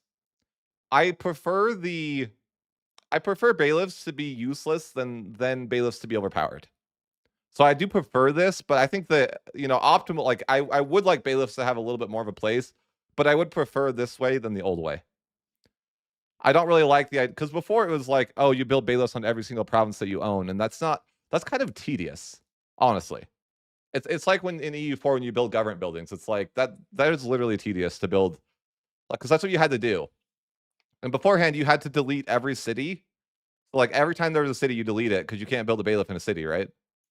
So you would literally delete cities because it wasn't worth it. Whereas now you're not going to want to do that. There's not really banks. You borrow money from estates in this game.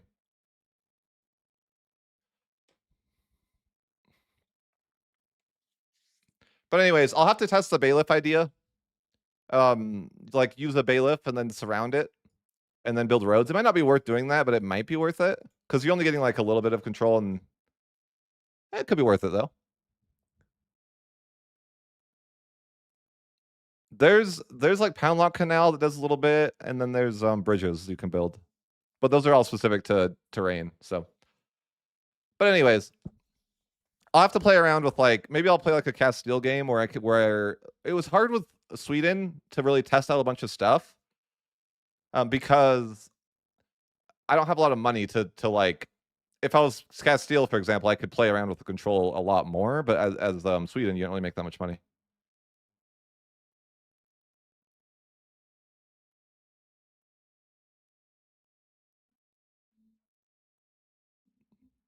But anyways, I think roads are probably among the most valuable things in the game now, if not just the most valuable thing. Like honestly, if you started your campaign and the first thing you built was roads, I think that would be valuable, or like one of the better choices that you could do. Just random thought is like roads were buffed by the irrelevance of bailiffs now. So I think right now it's actually more worth to build. Like before, I would stop at roads at like 3 away from a capital because you wouldn't get that much value for like anything past it. But now I think it's worth to go at least maybe 4 to 5 away from your capital. But anyways, it's really, really valuable. Like again, I think Bohemia is one of the best nations in the game because of where their capital starts, and just like obviously they have a lot of gold. But a nation like that feels the best to play because their capital is like ideally placed for you to play around. So yeah, like Bohemia is like they're just the best nation in Europe, at least, for sure, undoubtedly. And the AI will like AI Bohemia is cracked. By the way, like I told you guys, I loaded a save. If you saw one of my posts, I posted on Reddit. But in 1520, I tagged into the AI, and they were sitting on 98K as Bohemia. So like they're not like a weak nation. Like they will destroy you. Freaking Bohemia will crush you. Anyways.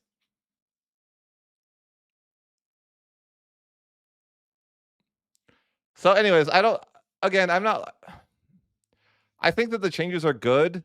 I think that again, when I talk about this, I think that Paradox is trying to overcorrect. Right? Right now they're trying to overcorrect. And then once they overcorrect, they can kind of rein it in. That's kind of what I think the changes to the bailiffs are. And also the, other changes as well. I think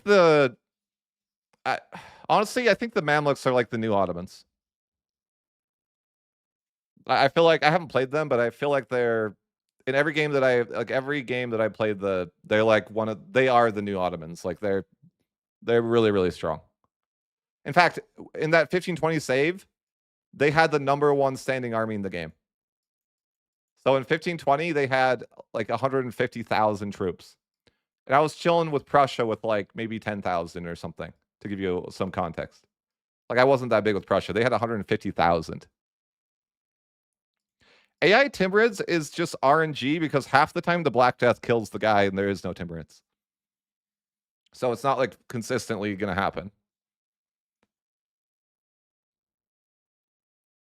Yeah, so the Ottomans are really, that's why I said the Ottomans are actually harder than Byzantium, because the Ottomans have to deal with Egypt sooner, and Egypt's a menace. That's kind of why I think the Ottomans are harder than Byzantium, because Byzantium is like, there's a lot of stuff in between you and Egypt as Byzantium, but as the Ottomans, it's like that's kind of like you're really close to them, and if you don't ally them, it's yeah.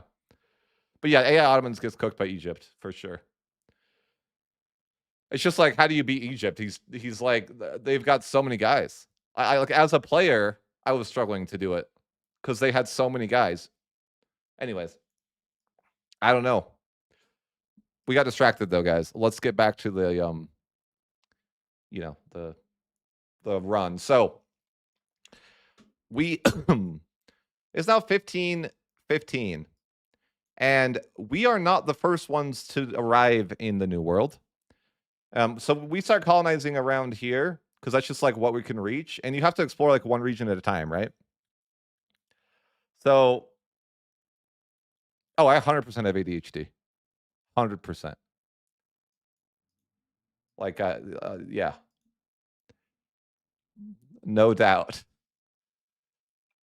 And you guys are really distracting when you ask questions and stuff, but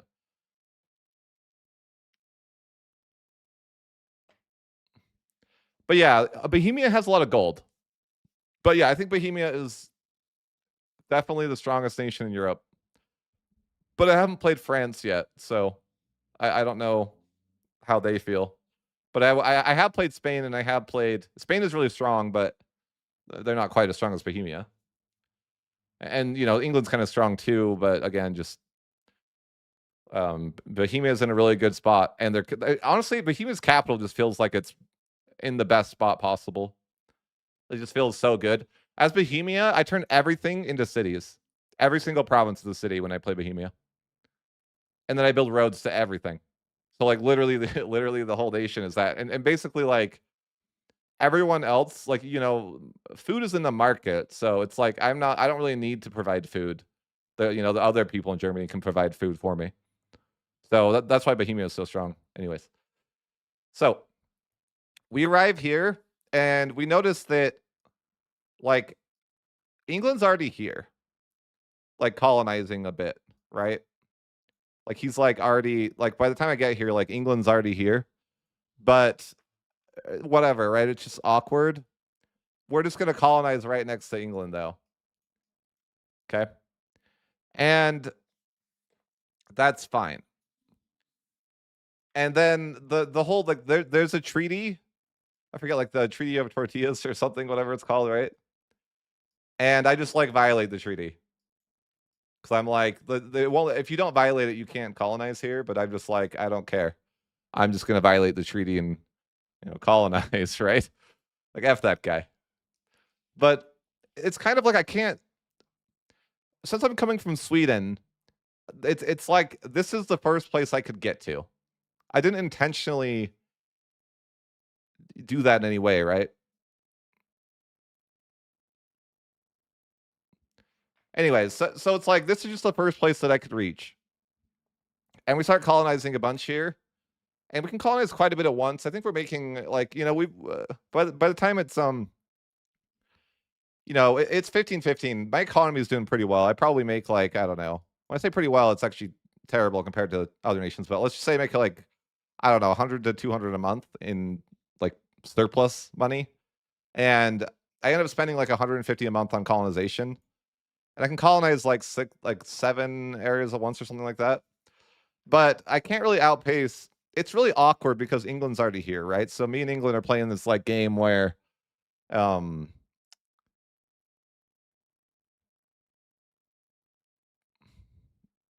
by the way, when I say I'm colonizing 6 to 7 areas, I mean like 6 to 7 locations. And a location, or sorry, not location, provinces. So when you colonize them like a group at a time, right? So you like imagine that you colonize states in EU5 if you're playing EU4. So I'm colonizing about 7 to 8 states. Remember, there's like a billion provinces in EU4 though, or EU5, right? I don't know the meme. So, anyways, we're here. We're starting to colonize, and we're colonizing like this because England didn't touch this island. But then we're kind of like, we're just not. We have to explore every single thing individually.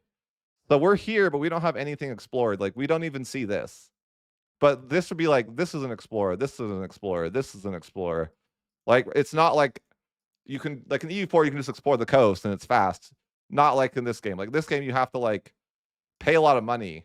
Like and if I try to explore else at once, that's like 70 a month. Like it's kind of like exploration's a bit slower in EU5 for sure.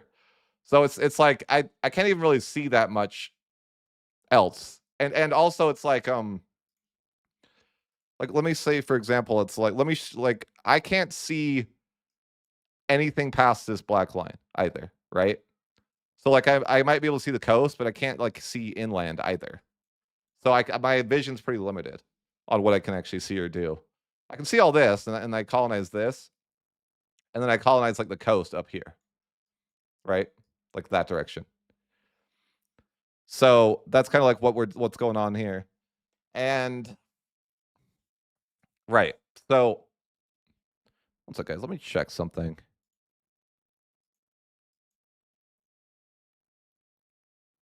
Okay.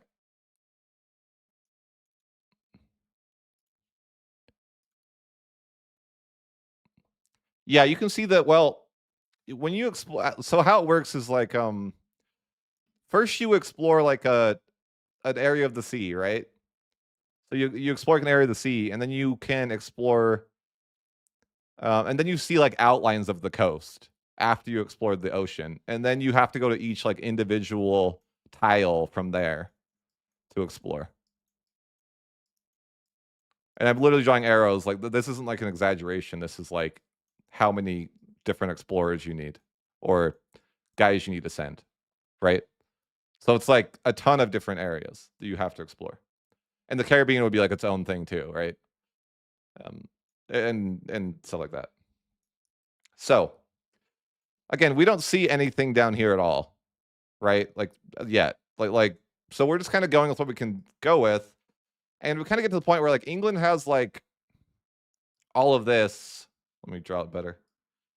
So England has like this colonized, and again, I can't see past that. So I'm kind of like I'm fighting against England to try to like we're not fighting each other directly, but he actually at some point declares he makes his colony declare war on my colony and then ends up taking land, which is annoying to me, right? Because I'm like my colony loses some land, which is whatever, right? So like I end up like losing like this stuff to his colony, because he forces the colony to go to war and that sort of thing.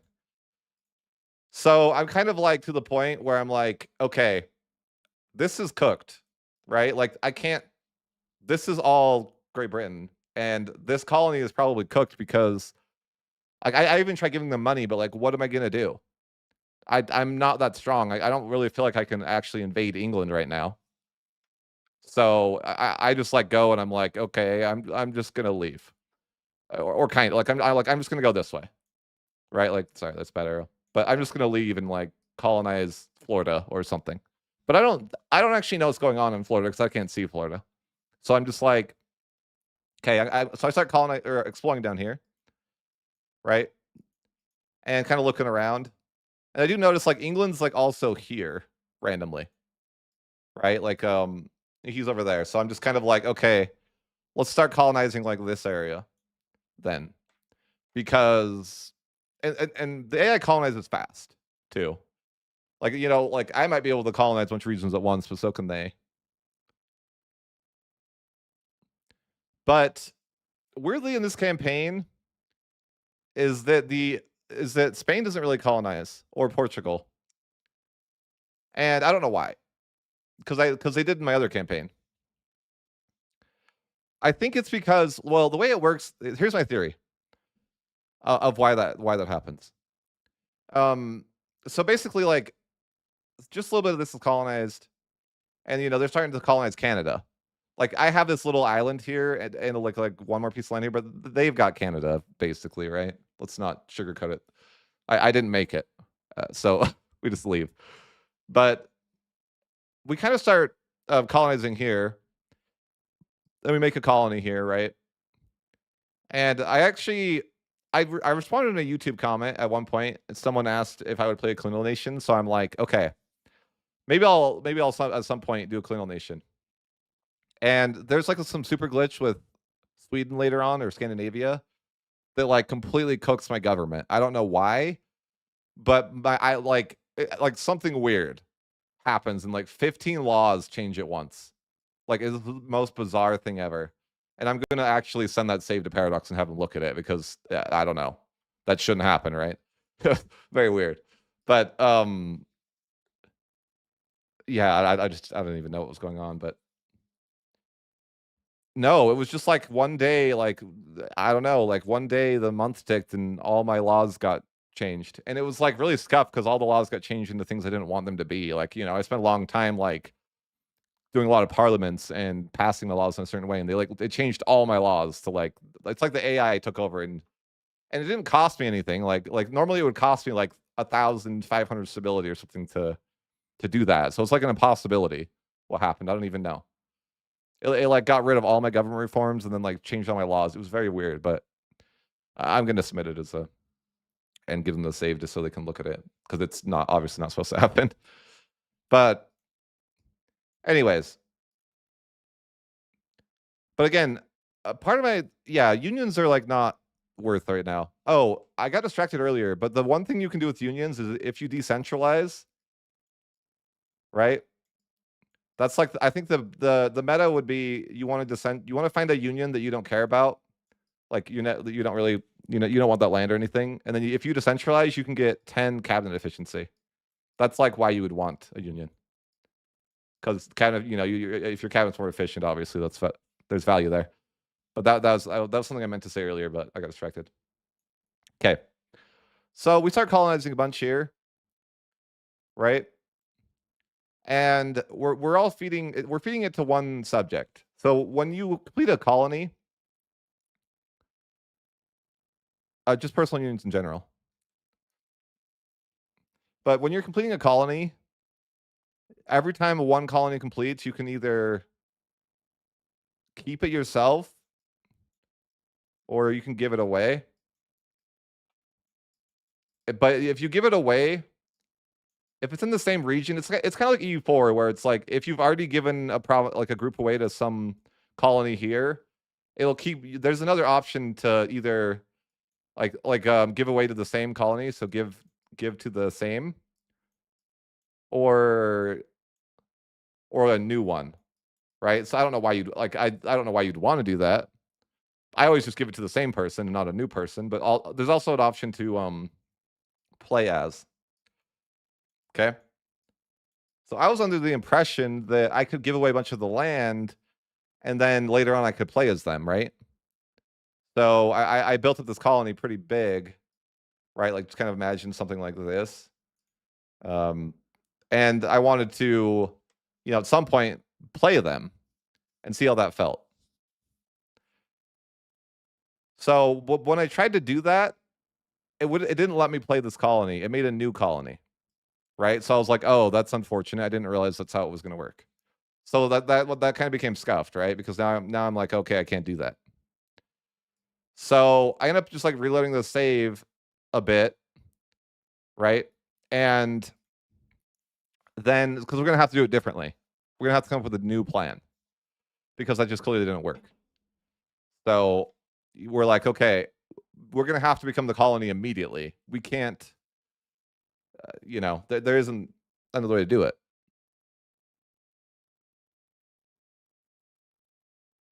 Correct. How fast did I colonize that big? Not that fast, like 20, 30 years. I don't know. There is console tag switching that I could have done, but I want to know how it would feel within the real game, right? Like I wanted to be able to really do it. So I went back and I'll be right back, but are you guys interested in this type of do you guys want to hear about me playing a colonial nation or is that boring to you? I don't know, but I need to be right back anyways.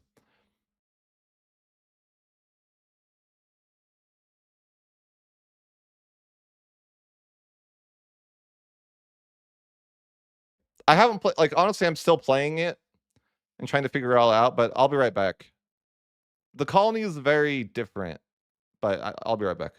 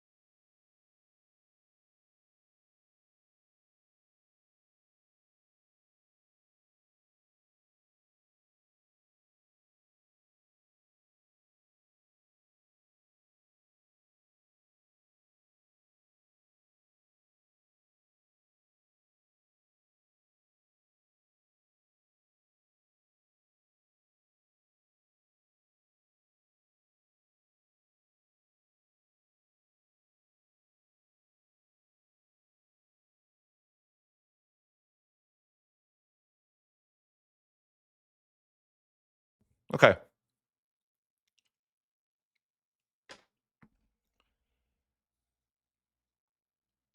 I don't. You know, it might be longer than that. I don't remember. Okay. Let's talk about the plan. So we're obviously loading into a save. Like I think we load into like a 1530-ish, right? Of our Sweden save.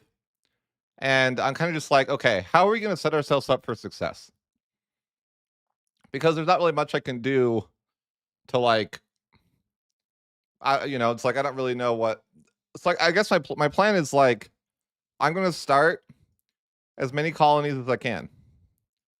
And then Sweden should give me the like once the colony finishes, he'll give it to me, right?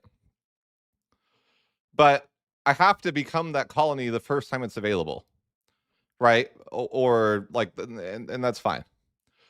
So I go with this plan that backfires a bit because it doesn't really work. Is that I try to go and start like a bunch of colonies more than I can afford.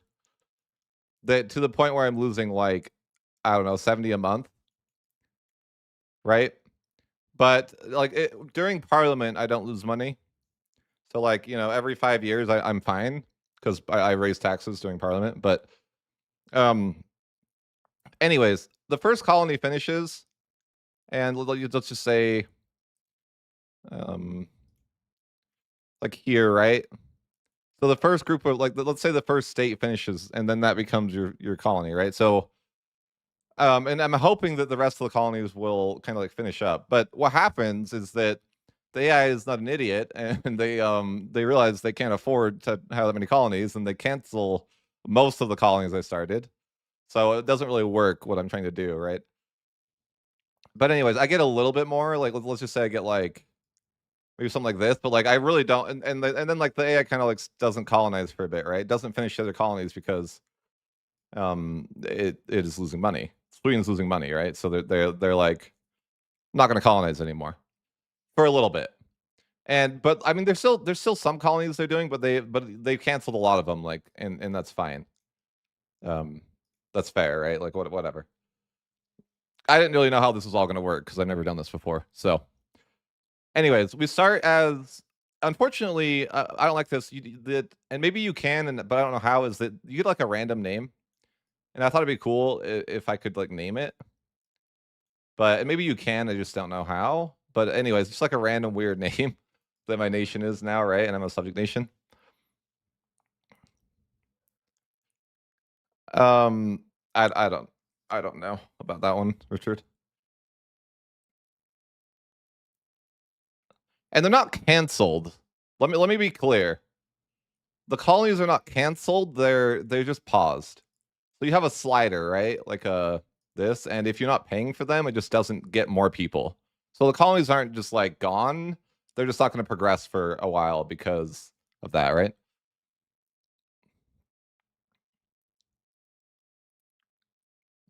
So yeah, I can't really do a lot now because it's like um okay. So we have a couple issues that we for one we make like nothing, right? Like we actually the game is merciful and gives you 200 ducats to start for some reason. But like that's not going to get me anywhere because I don't like I don't make any money, right? Like I might have 200 ducats, but like I make 0 point like this is my income, right? Like it's like terrible. In fact, I think that a lot of the times I'm losing money because of food. And the weird way the colonies work, I don't know why me and Lemon Cake were joking about this earlier, but every time you have a colony, it picks one province in the state and makes it a city. So every time you get like one city, but it's like, but my capital's like this, right? And it's a city. So that is nice. I don't remember the name. It was like some random ass name, something weird. But anyways, so we'll kind of go through and I'm not done with playing it, but I wanted to get a stream up for you guys for tonight. So I'll probably like, maybe continue this and that sort of thing. But I okay, so I do understand. I have just colonized about the same area with Sweden though. So okay, we'll talk about all the pain points though and interesting things. So the first thing to note here is that I have no. There's like a thing for like colonial rights, but I have no parliament as like a. It's a colony thing. So I literally like, unfortunately, parliament's really strong, but I can't use it, right? Like I'm blocked from using parliament completely. So that won't be something that I won't be interacting with parliament anyway, which is bad because I can't increase taxes that way, right? Some on my own. No parliament to hold my hand. Opinion of the state bordering being based on the U.S. states. I don't have an opinion, honestly. So, anyways, there's a couple issues that I have. So I can colonize, and I think it's like dirt cheap to colonize. Like it's like 0.10 of a ducat a month, right? But I can't. But funny enough, this is more than I can afford. Like I make no money, like literally no money, and I think that by the time that I own like let's say by the time I own like this or something, it's probably like 100 years for me to take to own all that. I maybe it's like more like this, but you get the point. It's like I don't really like get a lot of land in 100 years. I maybe could have got more, but I run into a weird issue that we'll discuss later. I can't ask for money from Sweden because A, I need 25 favors and I'm a new nation, but B, I put Sweden in debt as well. So I never am able to get money from Sweden. Okay? And okay, so I'm kind of just like sitting here like I try to colonize. Okay? Cuz I you know like I make like a tiny bit and I try to colonize, but there's a couple issues. And one being is that you need certain resources. So I lack paper. I lack weaponry. I lack everything. Let's just be honest, right? But like in specific, these are the things that I need for colonizing. So I don't have any paper, I don't have any weaponry, and I don't have any. There's one other thing I can't remember what it was. Let me try to think. Well, I can't remember. There's a third resource. Can't remember offhand. So, but that's actually not Richard because the way that they've changed sliders right now is that you actually pay 0 if the slider's off. I think that's just an overcorrection, and they're going to fix it. They did that with armies as well. I think what they did is the AI was struggling with money, and so they overcorrected, and you know, but that's a tangent. Would you be in the Switch? So I'm in a market like of my own right here. Like this is my own market. So I have no access to like anything. It's a really interesting experience playing as a colonial nation because it's like you don't have anything that you want to get is like oh, you need paper, like well you better build it yourself. Oh, you need weaponry, well guess what, you're going to be building it. Like everything is yourself, right? Like you have to figure out how to do things on your own. Does that make sense? Like you cannot so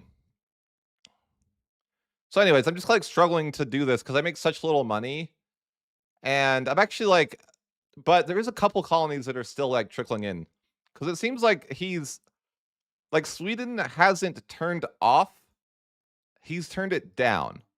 So it's like slowly people are coming in, right? No, I don't have any trade capacity. Yeah, I'm isolated.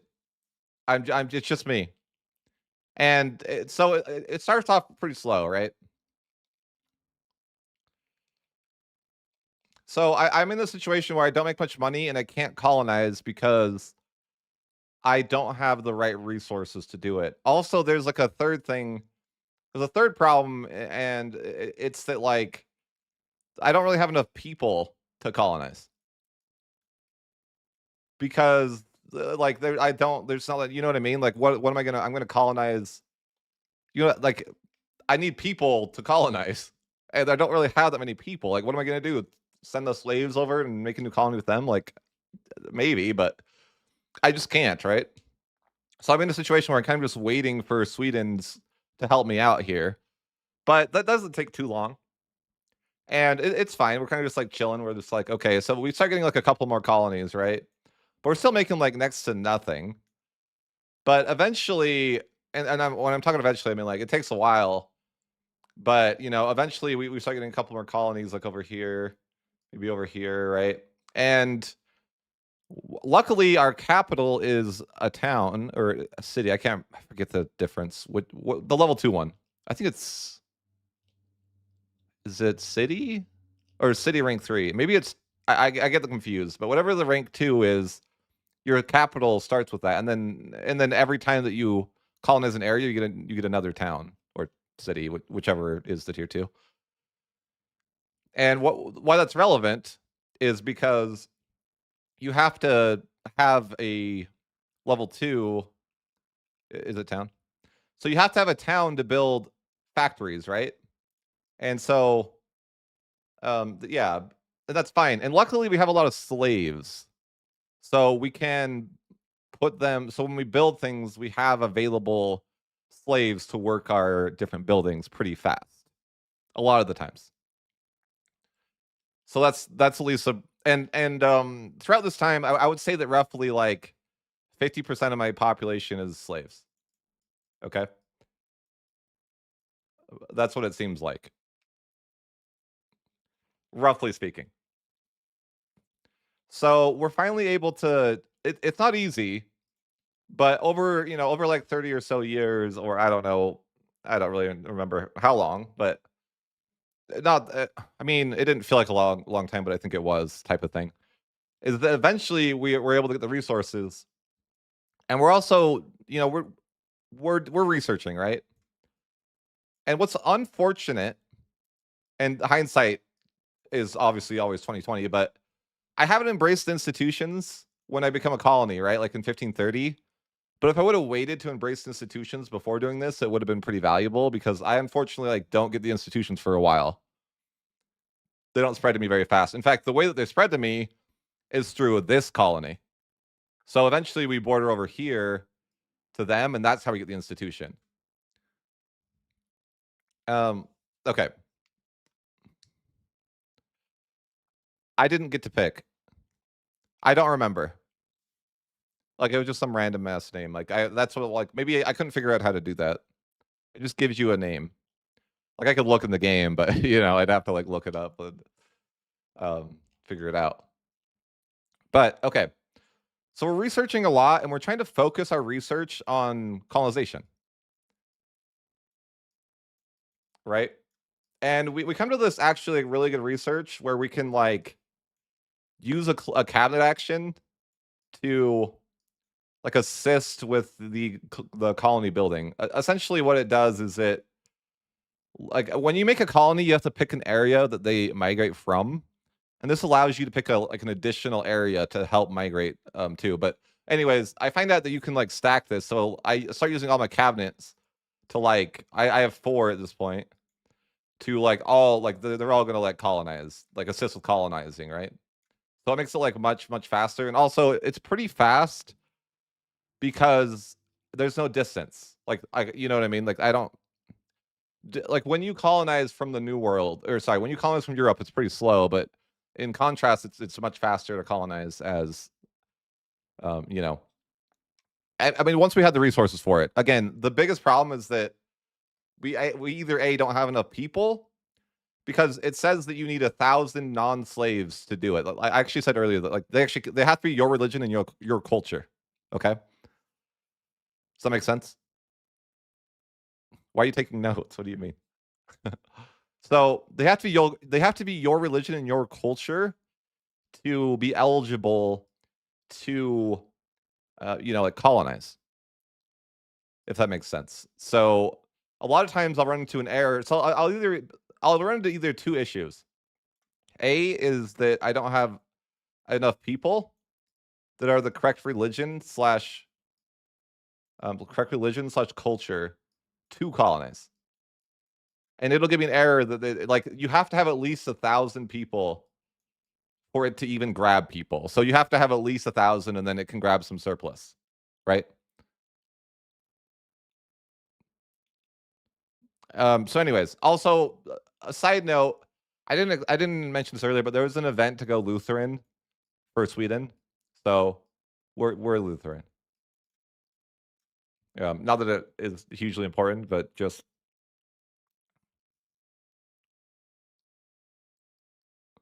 anyways. So right, and so there's a lot of this is like really interesting gameplay because it's not like you're used to. This gameplay is different because if I'm playing in Europe, I'm part of a market, and there's also other markets that are nearby. Like there's like nothing but me. I think I can trade with Europe. Like I can trade with Europe, but I don't really have anything valuable.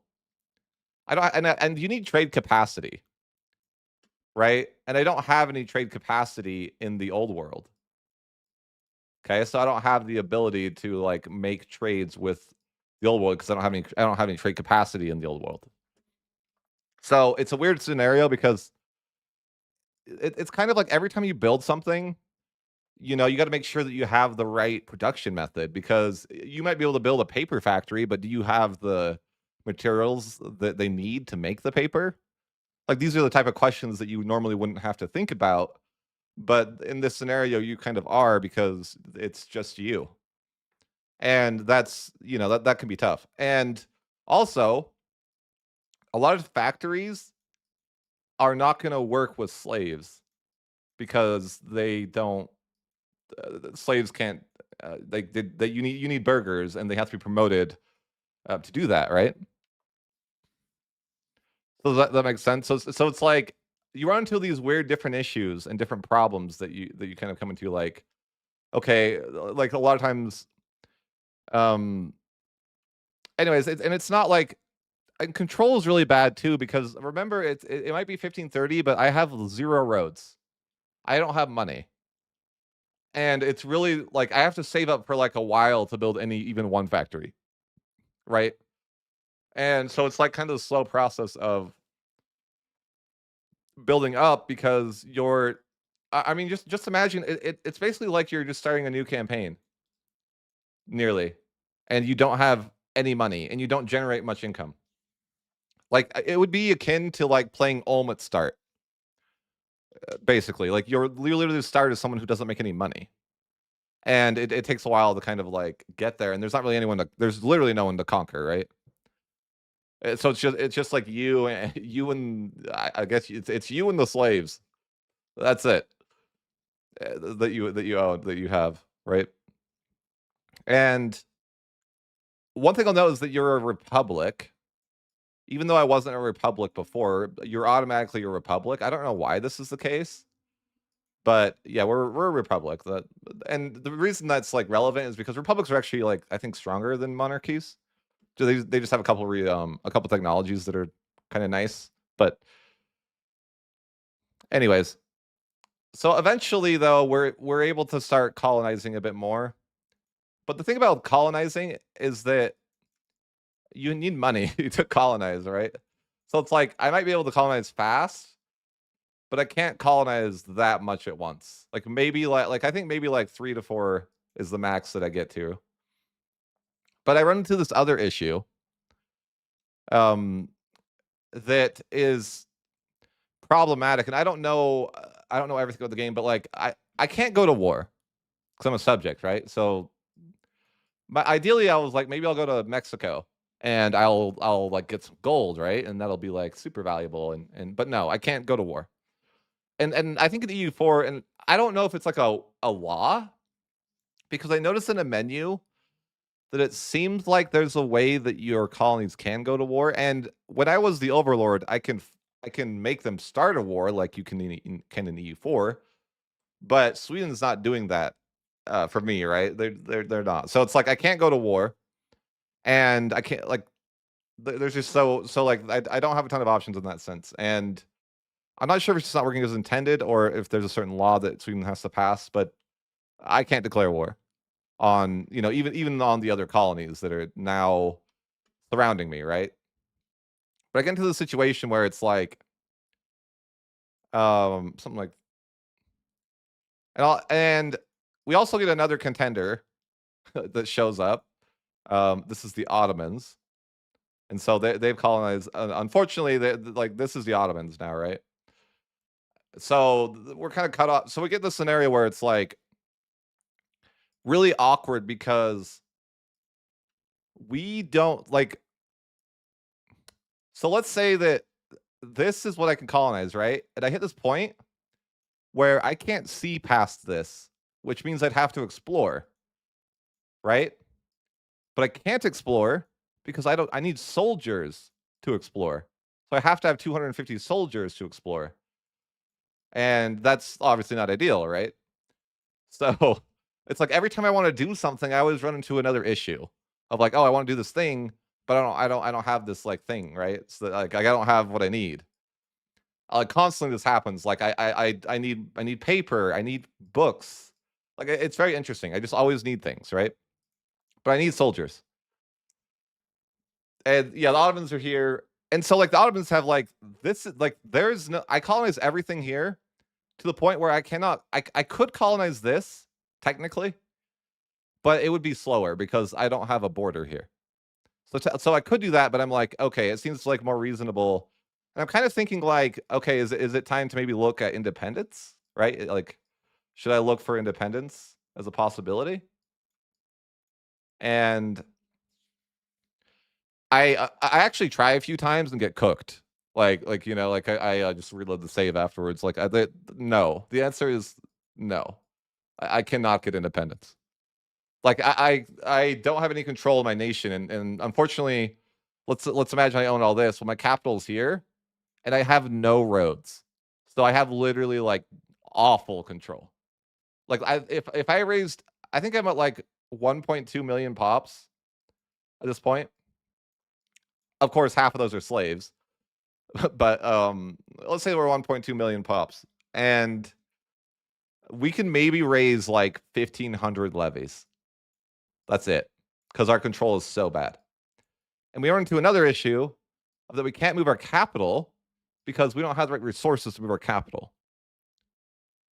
I honestly, it's probably like 1580 or something when I go for independence the first time. And again, this is kind of unfortunate for me because I wanted to go to Mexico, and this was like my way to get to Mexico. But the Ottomans, like, they showed up, and like, man, they colonized fast. Once they were here, they were here. If that makes sense. Like they are really rapidly taking away my opportunities to go to Mexico. So, anyways, yes. So I can't get independence, and I can't go to war, and it's really weird because it when I look at the menu, it like it almost like seems like there's an option that they can allow me to go to war, but maybe they haven't picked it. I don't even know because I really couldn't do that as I don't know something with like a either I don't know how it works, but I can't figure out how to go to war. So I kind of like in a weird spot where I'm like, I'd like to go fight the colonies. Do they think Europe? What do you mean?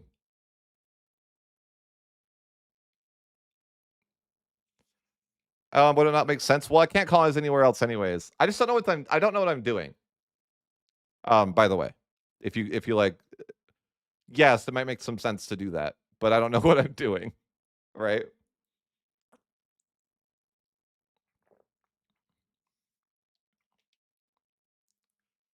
No, the Ottomans didn't conquer a lot in Europe.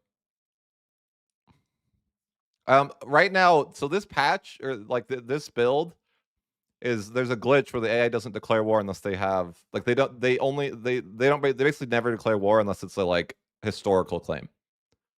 So they're hot fixing that early this week. They said so that is happening too. So the AI is like not the AI is not ideal, right? It doesn't do much in this patch, but it has a lot of money, so it'll definitely colonize and you know they I mean sometimes they'll go to war. Like I don't know they don't not go to war. It's just like there are like certain event claims and like every you know it's just not the AI is going to be declaring war a lot more in a few days.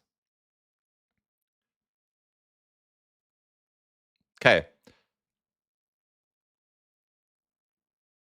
so we're in a situation now where we have to build so many different things though. Like for one, we have to build like weaponry, right? We need weapons, and then we like we run into a lot of issues. Like, you know, we don't. Our control sucks. We don't have the ability to explore any further because we don't have soldiers and we don't have alcohol and we don't have like naval. Like it's always like a really. It's like a circle of like I have to figure out all the things that I need. Oh, nice. That's a good one. Ottomans are great. Okay, so and again, I can't see here. I could colonize here, but I don't really. I feel like I'd rather solve the problem that I suck. That's I'm right. Like I don't make money, but I can't move my capital because I don't have books or paper, and I can't move my capital unless I have these things. So I'm like trying to build factories, but the problem with me building factories is that I don't really have burgers in my capital because I've kind of stacked like all my buildings in my capital because that's where I have control, and I'm out of burgers. I have a deeper voice, really? Huh? I think you're crazy, Benjamin Button. No, I'm probably just more. I'm usually more monotone. Anyways, so I guess my point being in all this is like it's kind of. I hate to say like this is a really weird take, but I'm like, it might actually be a not a bad experience for people trying to learn the game of how things work because you directly have to figure out how everything works. So you have to figure out like, oh, you know, I'm going to build this. I'm going to build X building, but I need to I need to figure out why X building doesn't work. And maybe that's because I need to figure out that, oh, I need either like you, and you're gonna have to look into it and be like, okay, why isn't my paper factory producing any paper? Well, maybe I don't have the resources for it to work. And weirdly enough, it's just like it's actually a good experience to like figure out how things work because you really if you're in Europe, like you'll just get these things for free because you're in a market that has those things. Right. But in this case, yeah, it's very similar in Mesoamerica too. Mesoamerica's like that too, where it's anyways, there's no lucky nations now. I never cared about lucky nations. I don't know why people did, but I'm like, that's fine with me. Like, what am I mad the AI is going to be harder? No, that's great. Love that. You know, like the stronger nations are going to be stronger. Like, sign me right up. I love that. I like challenge, but yeah. So you're building up a nation from scratch, and you're not in a market to help. And so I get to a point though, and it's kind of just like I don't really want to build roads here because like I want to build roads and get more control, right? And oh, like there's a couple pain points though that I didn't mention, but I guess it doesn't matter. But early on, I actually go into debt because of food, and it puts my crown power to like 0 because loans take away crown power. I don't really need to mention this, but it was just like the early part was a struggle for a minute when we were you know, a very small small nation was a struggle. We were struggling to feed our people, and we had to take loans from the estates, and that ended up with us having very low crown power, which cycles into hurting your economy more because you know you have less you know, less of the pie for yourself, so to speak.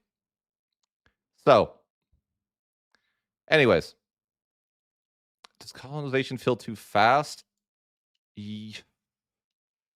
I don't. Yes. No. I don't know. I don't really have an opinion on that.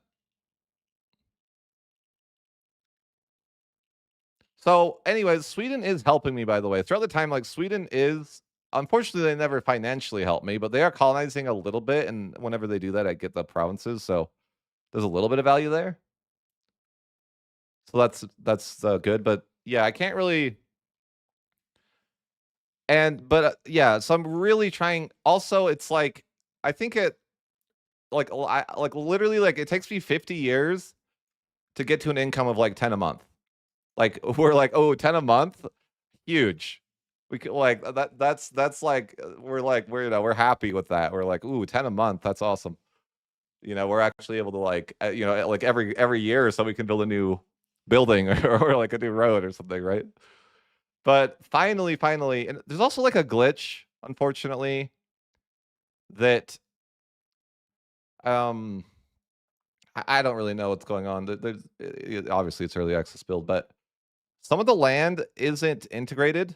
And some of the land's not cored down here as well. This says that it's being colonized still, even though it's already colonized. So I'm like, unfortunately, it's like a glitch, probably, right? Where it's just kind of like, oh, that's weird. But I can't have it as a core. Also, the land down here, okay, the land down here is too. Let's just say that there's too many slaves, and so I can't have it as a core because it has more than 50% slaves, and they're not my religion.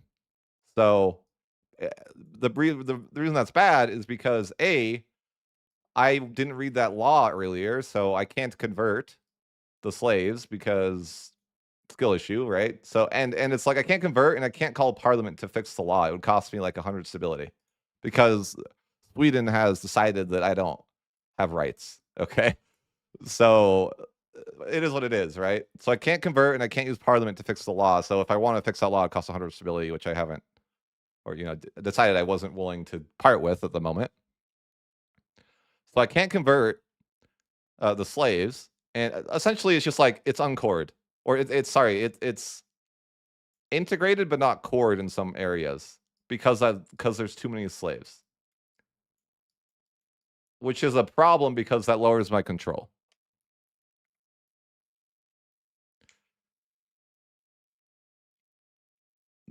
They're blocked from they okay. So the problem too is you cannot culture convert slaves. It is not possible. By the way. And with the law, I can't convert religion because if you hover over the people, it's like it literally is 0%. So it's not possible to convert slaves. Somebody said that if I convert the religion and then they become free, and then maybe I can go and do that and that. But I do have this weird issue where it's like some of the land isn't even like some of the land literally has 0 control, and then most of the land has 18 control, right? And bailiffs are useless, so I'm having a really bad problem with control. And my capital's over here, and it's like, what do I do, right? So I'm like sitting there, and I have level 2 roads, which I can't afford, right? So that's cool. I have the tech for it, but so I'm having this like a huge issue with control. I'm not really making a lot of money, and I don't know what to do. I can't get independence. I can't. So I'm just trying to like figure out what I can do, right? So my idea is that I want to move my capital to like the center of the region, like it was Sweden. But I can't do that because I have to get, or like for a while I can't do that because I don't have the right resources to move my capital. You need certain resources to move your capital as far, and you need a good chunk of money. Well, a good chunk of money for me. 250 isn't really that much for a normal nation, but for me, that's not a small amount of money. That's like, okay, we got to save for a few years, right? Let's say we make 10 a month, so we got to save for like, I don't know, 2 to 3 years. And then we have to also, the problem is we don't have the right resources. So it takes us a while to start building. We need books, apparently, to move your capital. And that's what we're really missing.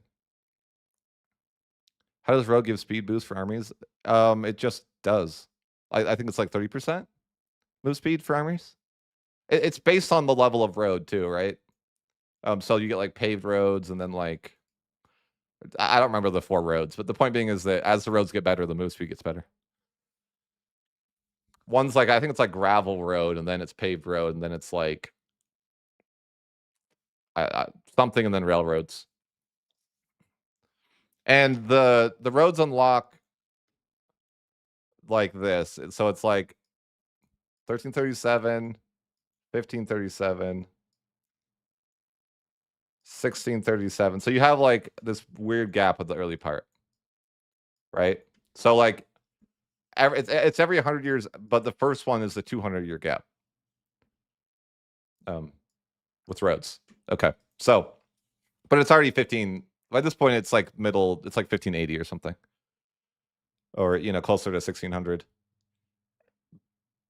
Also,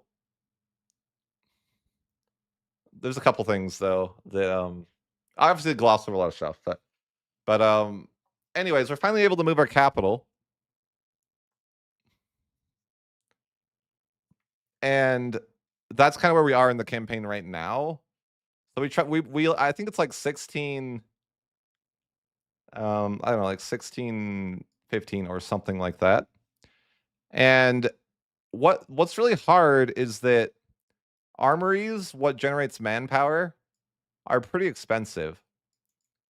I can't spell apparently, but the point being, and what I realize is it's hard is that slaves can't promote to soldiers.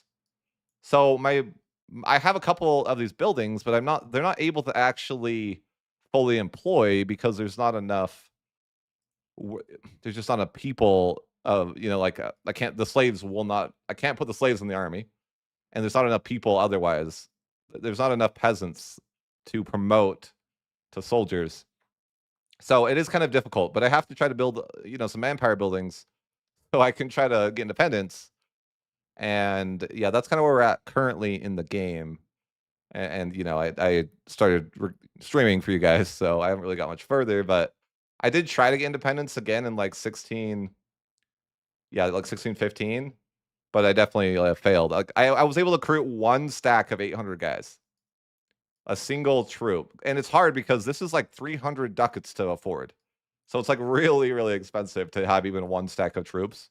And I got to the point where I can get like a couple, maybe like 3,000 levies, but he comes with a complete professional army and destroys me. So Sweden has probably like 4 to 5 million pops, and I have like 1.5, but I just have no control. Like, and it's really hard to build up control because like roads are expensive, and I don't make any money. So yeah, we're still trying to, and maybe we'll continue like playing. I just wanted to obviously like get a stream out for you guys today, so we stopped playing EU5 and started doing that. But that's kind of how our colonialization, or that's how our playing as a colony is going. We haven't been able to get independence yet. We tried a few times. It's just difficult.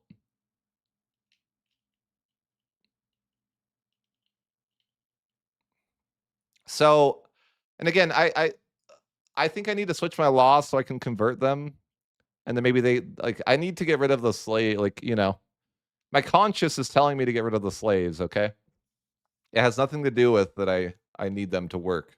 Okay.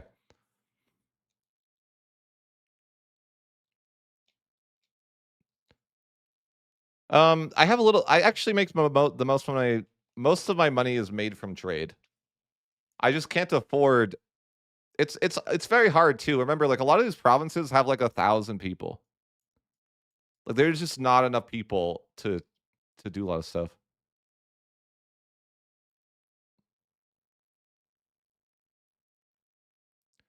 I'm getting a little bit more migration from Sweden. Like Sweden's always migrating a little bit of people. Like he's helping me colonize throughout the time, but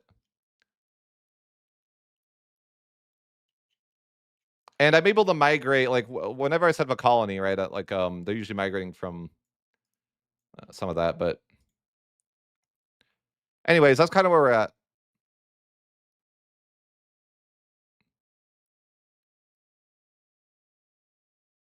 I'm not able to like, so right now I'm just trying to build roads up. So I move my capital to some random place in the middle.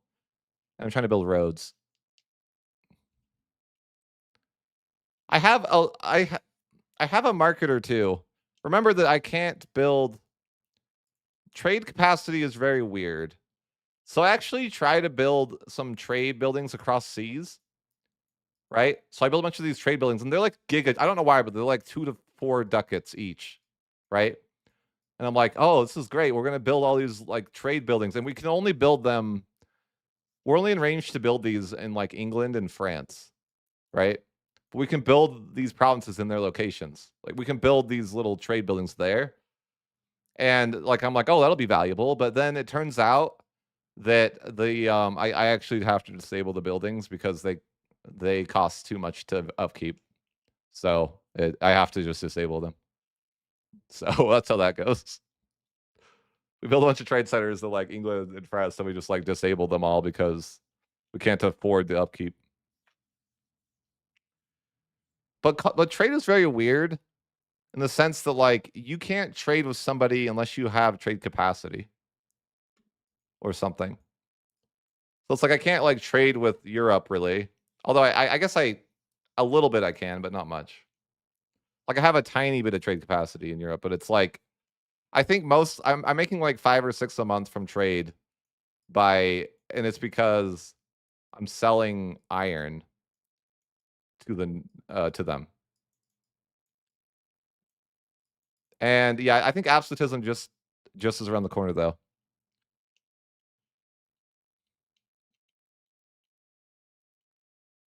So yeah, that's kind of where we're at right now. We're trying to figure out how to get more control because we we were on the coast before and that seemed like it was rough.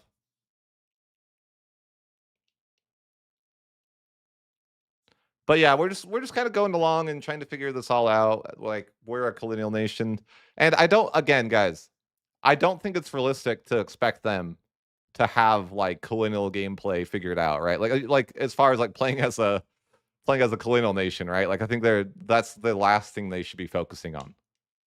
If I'm being honest, like I don't really mind if that's a more of a DLC thing. Like I don't expect there to be like fully fleshed out colonial gameplay, right? The Overlord doesn't really take much from me, but like a little bit of money a month. I don't really make much money though, so negative, Richard. Nope. I'm not getting any subsidies from him either. Unfortunately, I couldn't subsidize a nation that didn't exist before I became Sweden, right? Or the new nation, right? So there really wasn't much for me to do to help myself out prior to all this.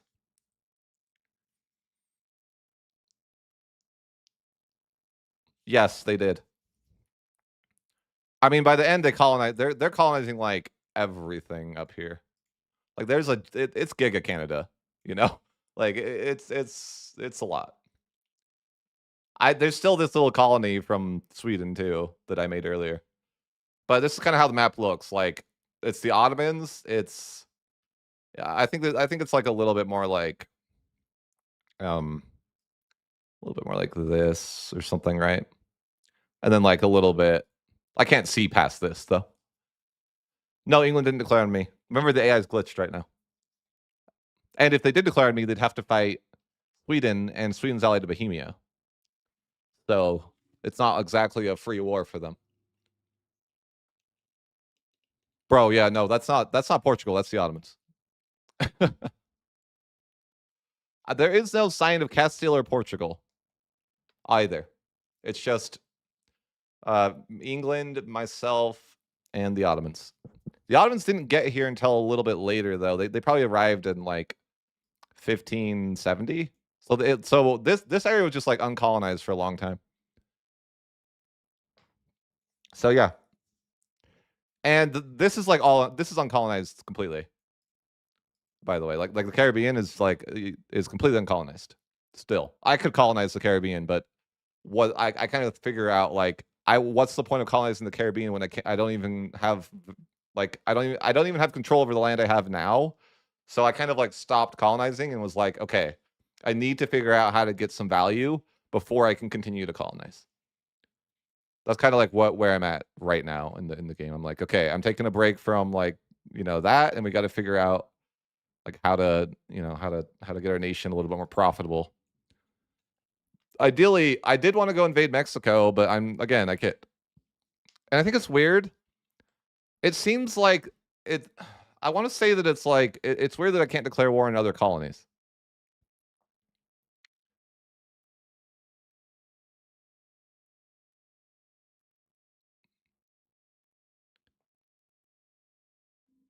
They're just in range. There's nothing fancy about it. It's like I'm in range from Sweden, you know.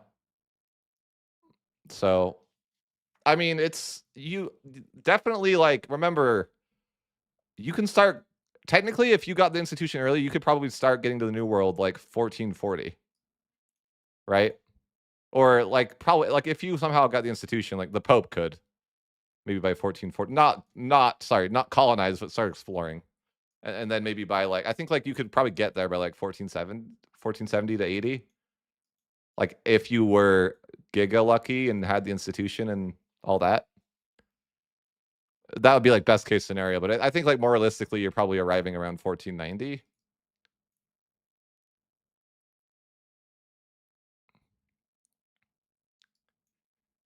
Yeah, so here's my theory though, and this is part of the issue of why colonization is so weird.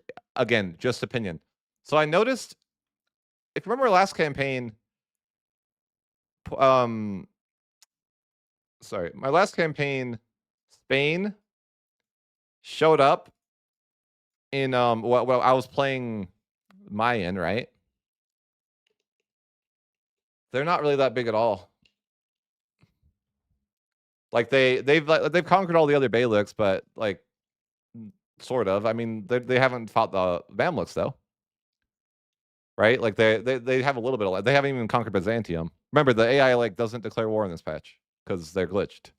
So again, unfortunately, I can't really see what the game should feel like until next week. But I'm just doing what I'm playing what I can. But so Spain in my last game colonized in like 1515, and in this campaign by the 1600s they haven't even colonized at all, and either has Portugal. And my theory is that it's because they don't take the right focus. Because if you don't take Diplo focus, you can't really colonize that. Like, if you don't take Diplo focus, you just aren't getting to the New World. That's my theory, anyways, of why they're not there. But it was weird because they were there in my other campaign.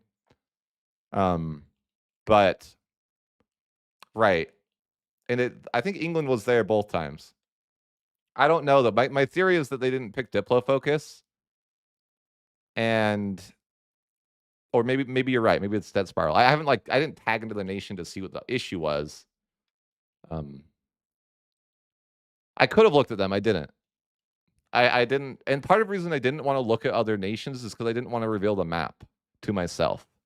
Because if I go and tag into them, I would see the map because like basically you have to hit a setting that goes world map, and then it would pull you out to everyone, and I'm like I kind of don't want to see what I can't see, right? Because I wanted it to be a surprise. So that's why I didn't want I didn't tag into anything like that. In fact, I never yeah. But I could. But that's where we're at right now. We need to try to generate value. It's just hard to know sometimes for me. Like, I don't know, put yourself in my shoes and you'll be here eventually. Like, what do you build first? Like, let's say you're trying to build an economy. Like, what do you do? Like, what's 1, 2, 3, 4? What are you building? Any ideas? Like, there's like 92 buildings you can build. Like, it's kind of just like, what do you think? What are you gonna build? I mean, I think that there's the only thing that I really know how to do is like you can look what is the most expensive good, right? Like you'd be like, okay, what's the most expensive good at the moment? And it's probably gonna tell me like I remember it told me like furniture was valuable because my pops wanted it and all that. But it's also like it's unfortunate too because here's an issue I'm having. The slaves do not like you. Shocker. I know. I know that people are gonna probably complain about that, right? But they don't really like you that much in the sense that like their satisfaction isn't very high, and that lowers your control as well. So that's another pain point. Is that you have even worse control than you normally would because they hate you. And so that if you don't know how that works, like there's a scaling modifier for satisfaction that's kind of important. And that's why I think that I always say that the clergy, basically you care about what the clergy and the peasants think, but you don't care about anything else. Because the peasants like almost are a 1-to-1 on what your satisfaction equals, because there's such a majority of the population, right? Which I think is kind of weird how they do that. That it kind of makes it like you don't really care what the burghers or the nobility. They're just a couple people, right? Like 90% of your people is peasants. So if the peasants are happy, your satisfaction's high. And what happens though is there's a scaling modifier from control that at max negative you get -10 control, right? Like -10 control. And so it's difficult too because all my provinces have like maybe 15 control if they're cored, because the slaves don't like you and that lowers your satisfaction. So that's another issue I'm running into. I'm trying to figure out how to remove slavery. And apparently someone said that if you convert them, that they aren't slaves anymore. That's what someone said in the chat that apparently watched Generalist. So I'll have to give that a go. I have to change the law though, and that's going to be very expensive because I can't call Parliament, because I don't have Parliament as a colony at the moment because Sweden has not given me the rights. Why would I remove slavery? Because it's pissing off my people. And I can't get some of my provinces are not cored because 50% of your population has to be the right religion, and I can't convert them. So, and I can't culture convert them either. So that's what I was thinking. I was like, why are these people mad? But the bright side is that I'm Protestant, and that means I don't have rebels. So that is one bright side.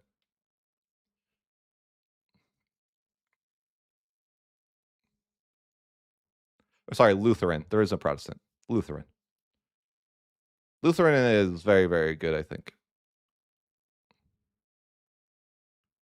I think Lutheran is probably my favorite religion. Well, Christiani, but like yeah.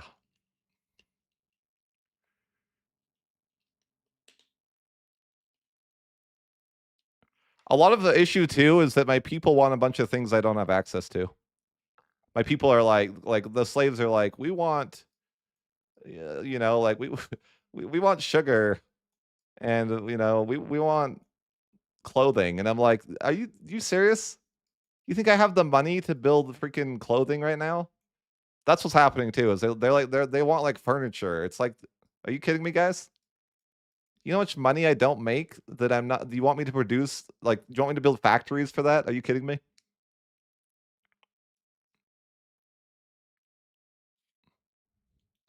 So needy. I have started to build a little bit of this stuff, like towards like just the end here, but it's like, and it's good for me to build that too, because they're gonna buy that and they're gonna put that money back into the economy.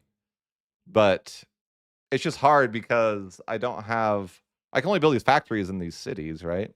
And I don't have a lot of pop. So if I only have a couple cities, and remember, slaves can't work in these factories because I need burghers to do that.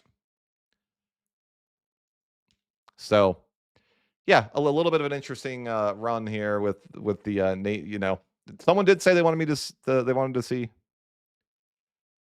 This is just an AAR talking about Sweden. Why are you yelling?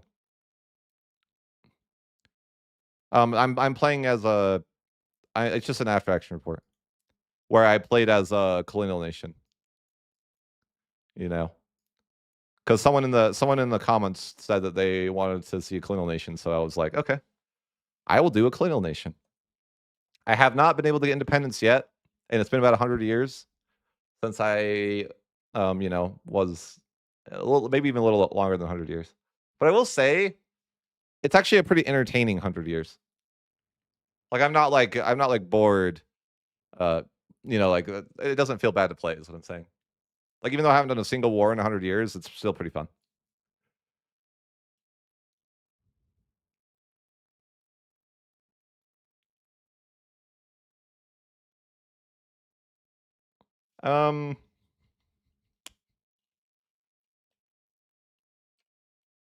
Trade goods. It's the problem with trade buildings is that I don't have a lot of.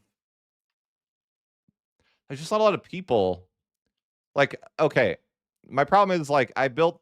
Here was my old capital, right? Okay, here's my old capital, and I have like I built so many factories here, like a paper factory and then like a weapons factory, right? And then I built like a like anyway, just imagine like a different factory. Like now I've got a tools factory as well, right? And I got to the point where, and this is where I have all the control, right? And I don't have a ton of cities because obviously they cost a lot of money to build, and so I kind of like focused all my buildings in one area. But the problem is that I don't really have enough people to build anything else. Like I'm out of burgers. And there's not that many, and so I'm having to like be like, okay, I gotta pick somewhere else. But the problem is I don't have control anywhere else. So it's an interesting issue. Colonial migration. Well, there's a cabinet action that you can unlock that allows you to help with that, where you can be like, hey, I want these people to migrate here. You can pick like like from and then to with a cabinet action, so it like helps that out. So like so if there's like a lot of people in one area and not a lot in the other area, I can try to promote that.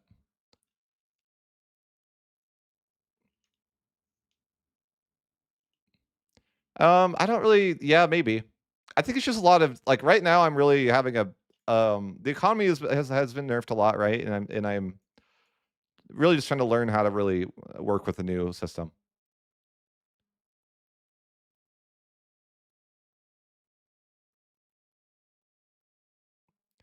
Not really.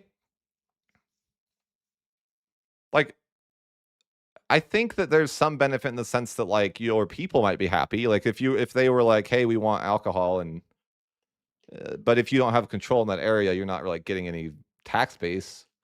But like I guess some of it will come back to you if they buy that good. I don't know. It's not a lot of value. Control is the name of the game, and I have to figure that out more at this patch now. Control is control is a lot more difficult because remember we could get control anywhere before. Like we could get control anywhere before at like 42 each, roughly. Now this is gone.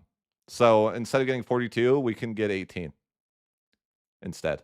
So this is like we're kind of having to learn how to adapt to this because we don't we just don't have any value. So we have to really dig deep for control at this point.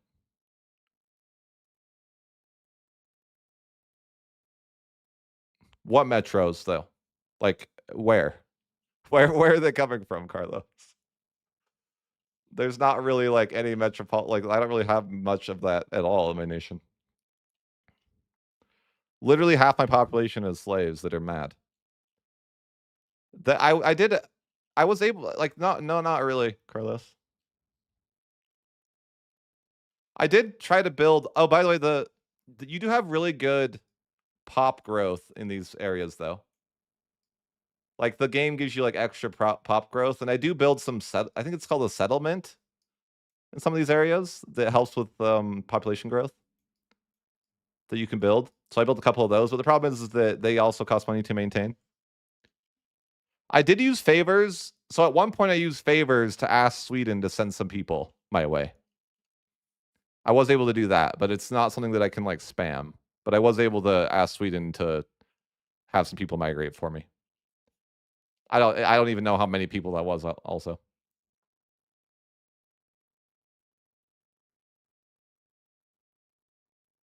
It's not the king that cares about the furniture, it's the peasants and the nobility that do. So we're currently in our campaign. We're trying to figure out how to get independence. And then from there, it's like, okay, if we get independence, then we can go to Mexico and get gold. And then we can build, and then maybe Bailiffs will actually have value there, right? But again, I might try my different theory, what I was mentioning with like my Bailiff strategy with cities. I might give that a try and see how that feels. So yeah, that's kind of like where we're at, though. That's the AAR for today, guys. What would you guys like to see next? Like I've tried to cover anything that you got. Like honestly, most of my nations that I play are what you guys are recommending. So no, you can't annex colonies.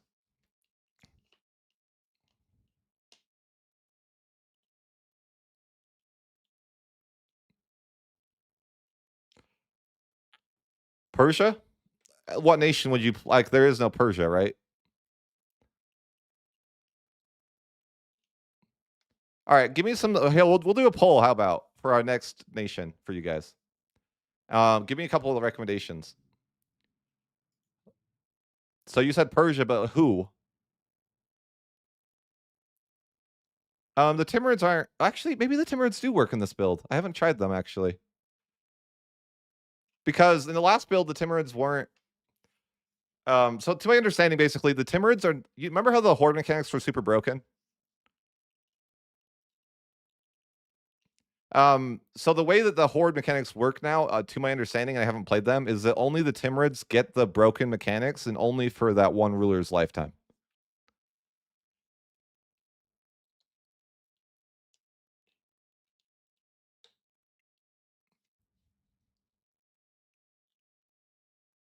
Who's the gem? I don't know. Like, there's a horde down there. Like, do you play a horde? I don't know who you form them as. Like, who do you play down there? How do you also like? How do you form the Mughals? I know you can, but like, who does that? Okay. Anyways, throw up some suggestions, guys. We'll do a vote on the and you guys can vote for the next nation that we're gonna cover. So let's Mexico. I just played Mexico. I wouldn't want to do that. Like I literally just played them. I just played Maya like very very recently. So no. Bengal. Okay, we'll put Bengal. We'll do four picks that Venice. I played Italy really recently. Like I played Milan, and they're probably not much different from Venice. I think we'll we'll have to veto that one. Maya was really interesting, but I don't know how they would be possible. Poland. Okay, we'll throw Poland on the list. Mali or similar. We could just write Mali. Okay, one more. Ethiopia. Is that what you guys want? Sure. I already put 4. If I wanted you on, I'd have to delete someone else. Okay, we'll just do these 4 for now, guys. And I'm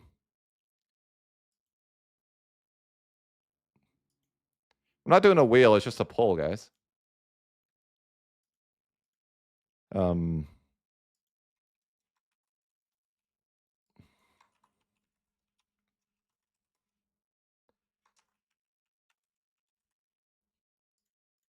We'll go with what you guys want. You want to gamble instead? There you go.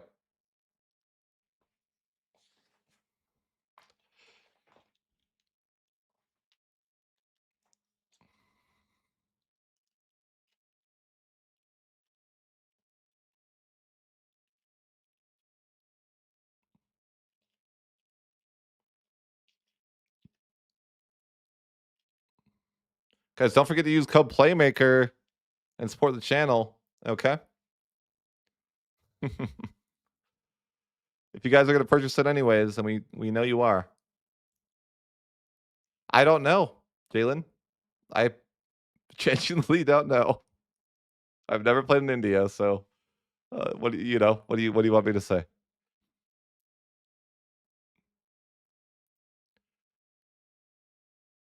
You want me to play? So Poland is what you guys want me to play next? Okay. If you insist. Here. Hold on.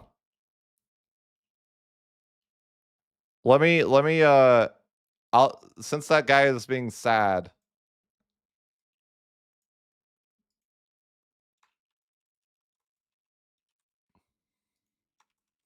We'll give India a chance.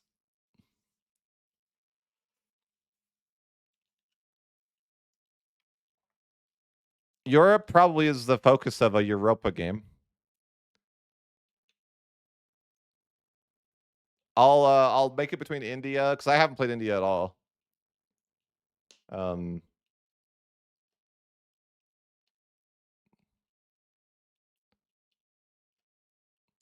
By the way, they fixed the whole thing where you can peace out people for money. Now you just get cooked. But you can't do that anymore in this version.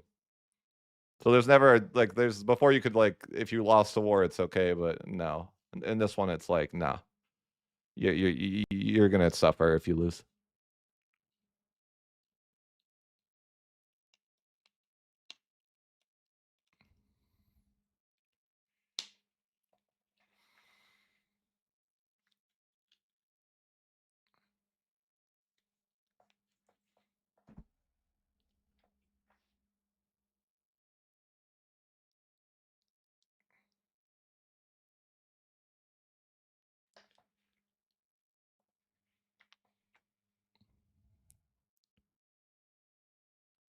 All right, you guys want to see India next time then? Well, who in India then? Does it matter? Or do I can just pick whoever I want? Sure. I will play someone in India.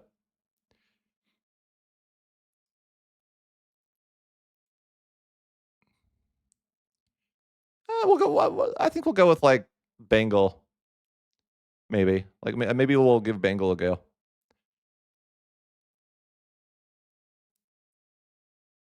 How happy are we with that? You know, are we content with Bengal?